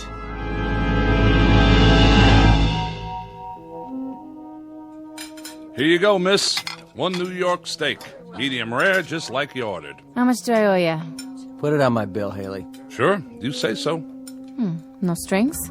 No strings. With your bag stuck on another bus somewhere, back around Binghamton is my guess, it's the least I could do. You're a nice guy, Olmsted. Next time you're in the city, stop by the club. Drinks on the house. Baby, you got yourself a deal. Hey, Haley? Yeah? Where are the troopers? Still outside, I guess. Snow seems to be letting up. Say, you didn't pull that gag, did you? The business about the lights and the jukebox starting up. Not me. I'm strictly short orders and pay my taxes to Uncle Sam. I don't know anything about science fiction. A jukebox is a jukebox. And if the blame thing feels like starting up on its own, you'd better go call an electrician. Don't have to do that. Just take me to your leader.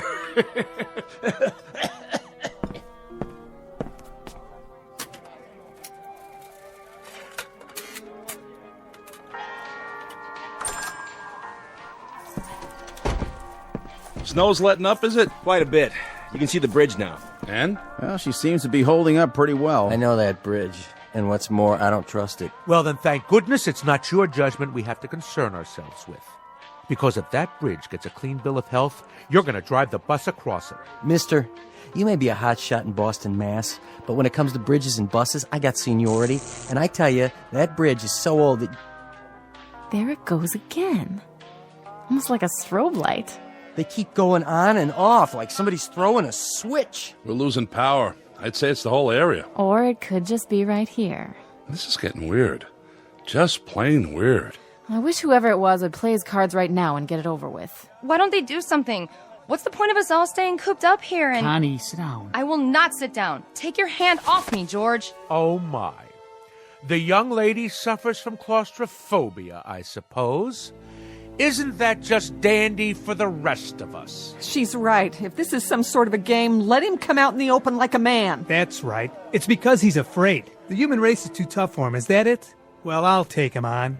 Even at my age. The point is, we're all kids in a closet here. What does that mean? We're all just as much in the dark. Nobody understands what's going on. But it happens to be a fact that if it was some kind of saucer that landed in the pond, and if he did come in here, I think it would be a real healthy idea if we pinpointed that particular somebody and kept him from leaving. That makes sense. But I think that girl might have the right idea. Maybe whoever it is invisible. Maybe he's just playing around, cat and mouse. Oh, please. That's utter nonsense. It's as good an explanation as any I've heard. But what if the thing doesn't show itself? Do we just sit around here holding our breaths? We may not have to. You mean you figured out who it is? Not exactly, but we found something in the snow outside that may be a clue. Really? And what is it? An alien spacesuit? No, just this. What is it? They look like scales of some sort. Oh, please, for the love of God. Look, it could just as easily be guitar picks dropped by some itinerant teenager. That's what I thought at first. But it turns out there are a lot of them outside, scattered in the snow. Mostly under the snow by now. They sparkle when they catch the light, like fish scales. Trail leads across the highway, from the pond, straight to here. So this is the first hard evidence we have. I'm sorry to tell you this, but I'm afraid it's true. Someone in this diner is not what they appear to be.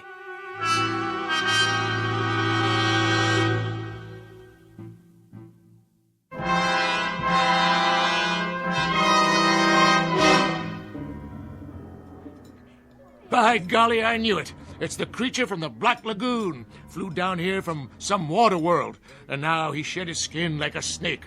Better look under everybody's coat, boys. Pretty soon he'll be swallowing folks whole. What about you? I don't see you eating any food. I had me some fries and a Coke. Can't eat meat. Too greasy. Hey, my food's not greasy. Of course, it is ground-up cow. Now, if you ask me... Nobody asked you, and nobody will. Why don't you leave the old man alone? And who invited you to speak your piece? Oh, I didn't realize we were waiting for invitations. I've seen your type, fella. You got a thing about bossing everyone around. Those scale things, they couldn't be from Mars. No water up there. Has to be Venus. Now, Martians, they hide in the sand till something comes by and zap, get them with their tongues, like one of them lizards out in the desert. Or is it the other way round? Look, it's bad enough having to sit here without listening to all this petty arguing. I told you it would come to this, and I was right. Come off that high horse of yours. Everybody sit down, now. We're not playing around here. What was that? The sugar bowls. They all cracked, just like they exploded. Well, now I gotta go and buy new ones. You all right, Miss McConnell? I think so. Now, who'd be calling here this time of night? I told headquarters where we were. I'll take it. Be my guest. Yeah. Yes, sir. It's Perry here. What's that?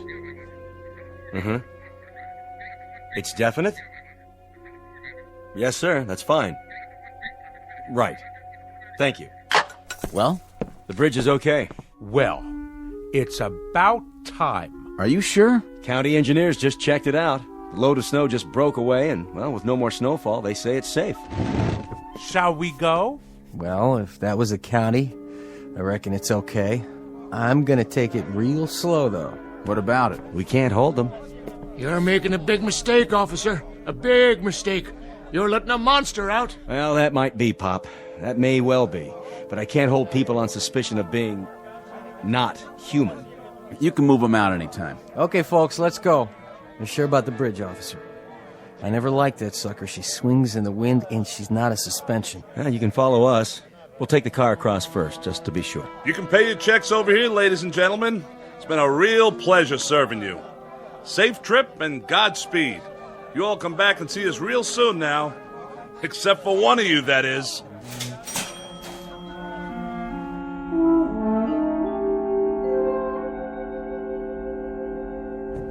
Yeah, that's it then. Just like that.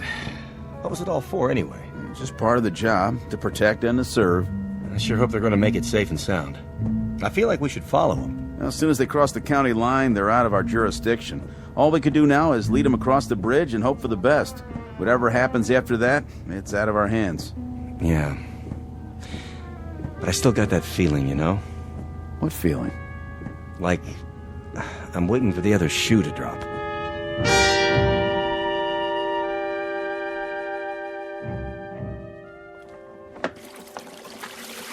No tips. Not a one.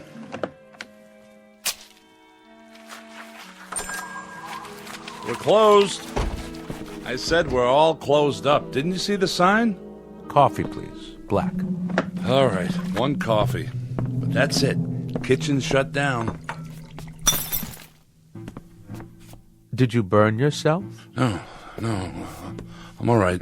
But what I mean is, didn't you get on the bus? I saw you with my own eyes. Oh, I did indeed. Yes, I went on the bus. And you know something? The bridge wasn't safe. It collapsed halfway across. State trooper's car, the bus, kerplunk, right in the water. It's a terrible scene. In fact, nobody got out except me. Except you? Except me. Lucky, I guess. Very lucky, but... But what? You're not even wet. Wet? What's wet? What do you mean, what's wet? You landed in the river, but your clothes are all dry. An illusion is all. Just an illusion. Like that thing playing. That's an illusion. Say, how'd you do that? Or the telephone ringing. Hello? Hello? Nobody there. You see, just an illusion. A parlor trick is all. What's going on? What are you, some kind of magician? Me? Hardly. See? Nothing up my sleeves. I'll take my gloves off so you can be quite sure. Do you have a match by any chance? Your hands, you've got scales all over your skin. Well, what do you know? Before you faint dead away, I might as well tell you. The name really isn't Ross, and I wasn't really going to Boston. Actually, I've been sent down as an advance scout. You know, these, what do you call these? These cigarettes? Oh, they taste wonderful. We don't have a thing like this on Mars. No kidding. That, incidentally, is where I'm from. We're beginning to colonize, and my friends, who will be arriving shortly, I think they're going to like it here. It's a lovely area, so homey, so off the beaten track. Just the place to start a colony. Don't you agree, Mr. Haley? I don't mind. I have a little waiting to do myself. You see, Mr. Ross... excuse me.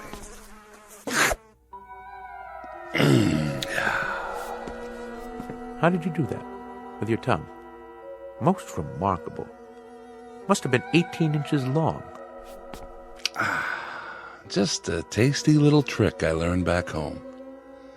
It makes it unnecessary for me to eat the local fauna, which is, let's face it, pretty disgusting. Cows and all that. Anyway, the name isn't Haley, and I agree that this is an exceptional place to colonize. We folks from Venus had the same idea, only we got it several years ago. I think I ought to tell you now that your friends aren't coming. They've been intercepted.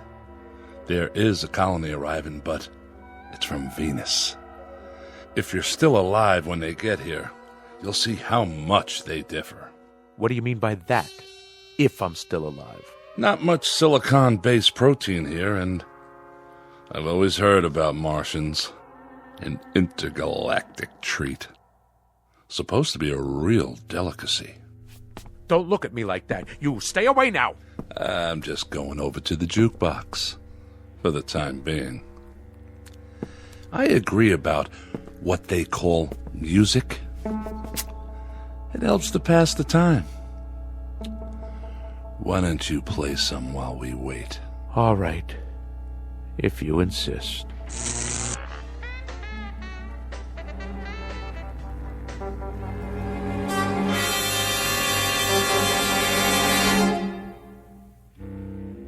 Incident on a small outpost of civilization, to be believed or disbelieved, depending on your frame of reference, your imagination, and whether or not you're from Mars, Venus, or Missouri. But no matter the degree of your skepticism, if a sour-faced dandy named Ross, who looks like a stocks and bonds salesman, or a big, good-natured counterman who handles a spatula as if he'd been born with one in his mouth, if either one of these two entities walks onto your premises, you'd better hold his hand, scales and all, or watch his words, especially that long, sticky tongue of his. Because the gentleman in question just might try to colonize you, or at least take you with them on a one-way trip into the Twilight Zone. More from the Twilight Zone after this. Hi, this is Carl Amari, producer of the Twilight Zone radio dramas. I'd like to take a moment to tell you about our official website at twilightzoneradio.com, where you'll get the latest news and information on these Twilight Zone radio dramas. Plus, at twilightzoneradio.com, you can digitally download 3 free episodes or any of our episodes for only $1.95 each. In this age of ever-changing technology, we've decided to make these episodes instantly available to you by making the Twilight Zone radio dramas a digital download-only series. This means that this series will no longer be offered on CD. The CD collections at our website are now being offered while supplies last at buy one, get one free. So be sure to get your favorites before they're sold out. Be sure to visit us often, and I'll see you in the zone.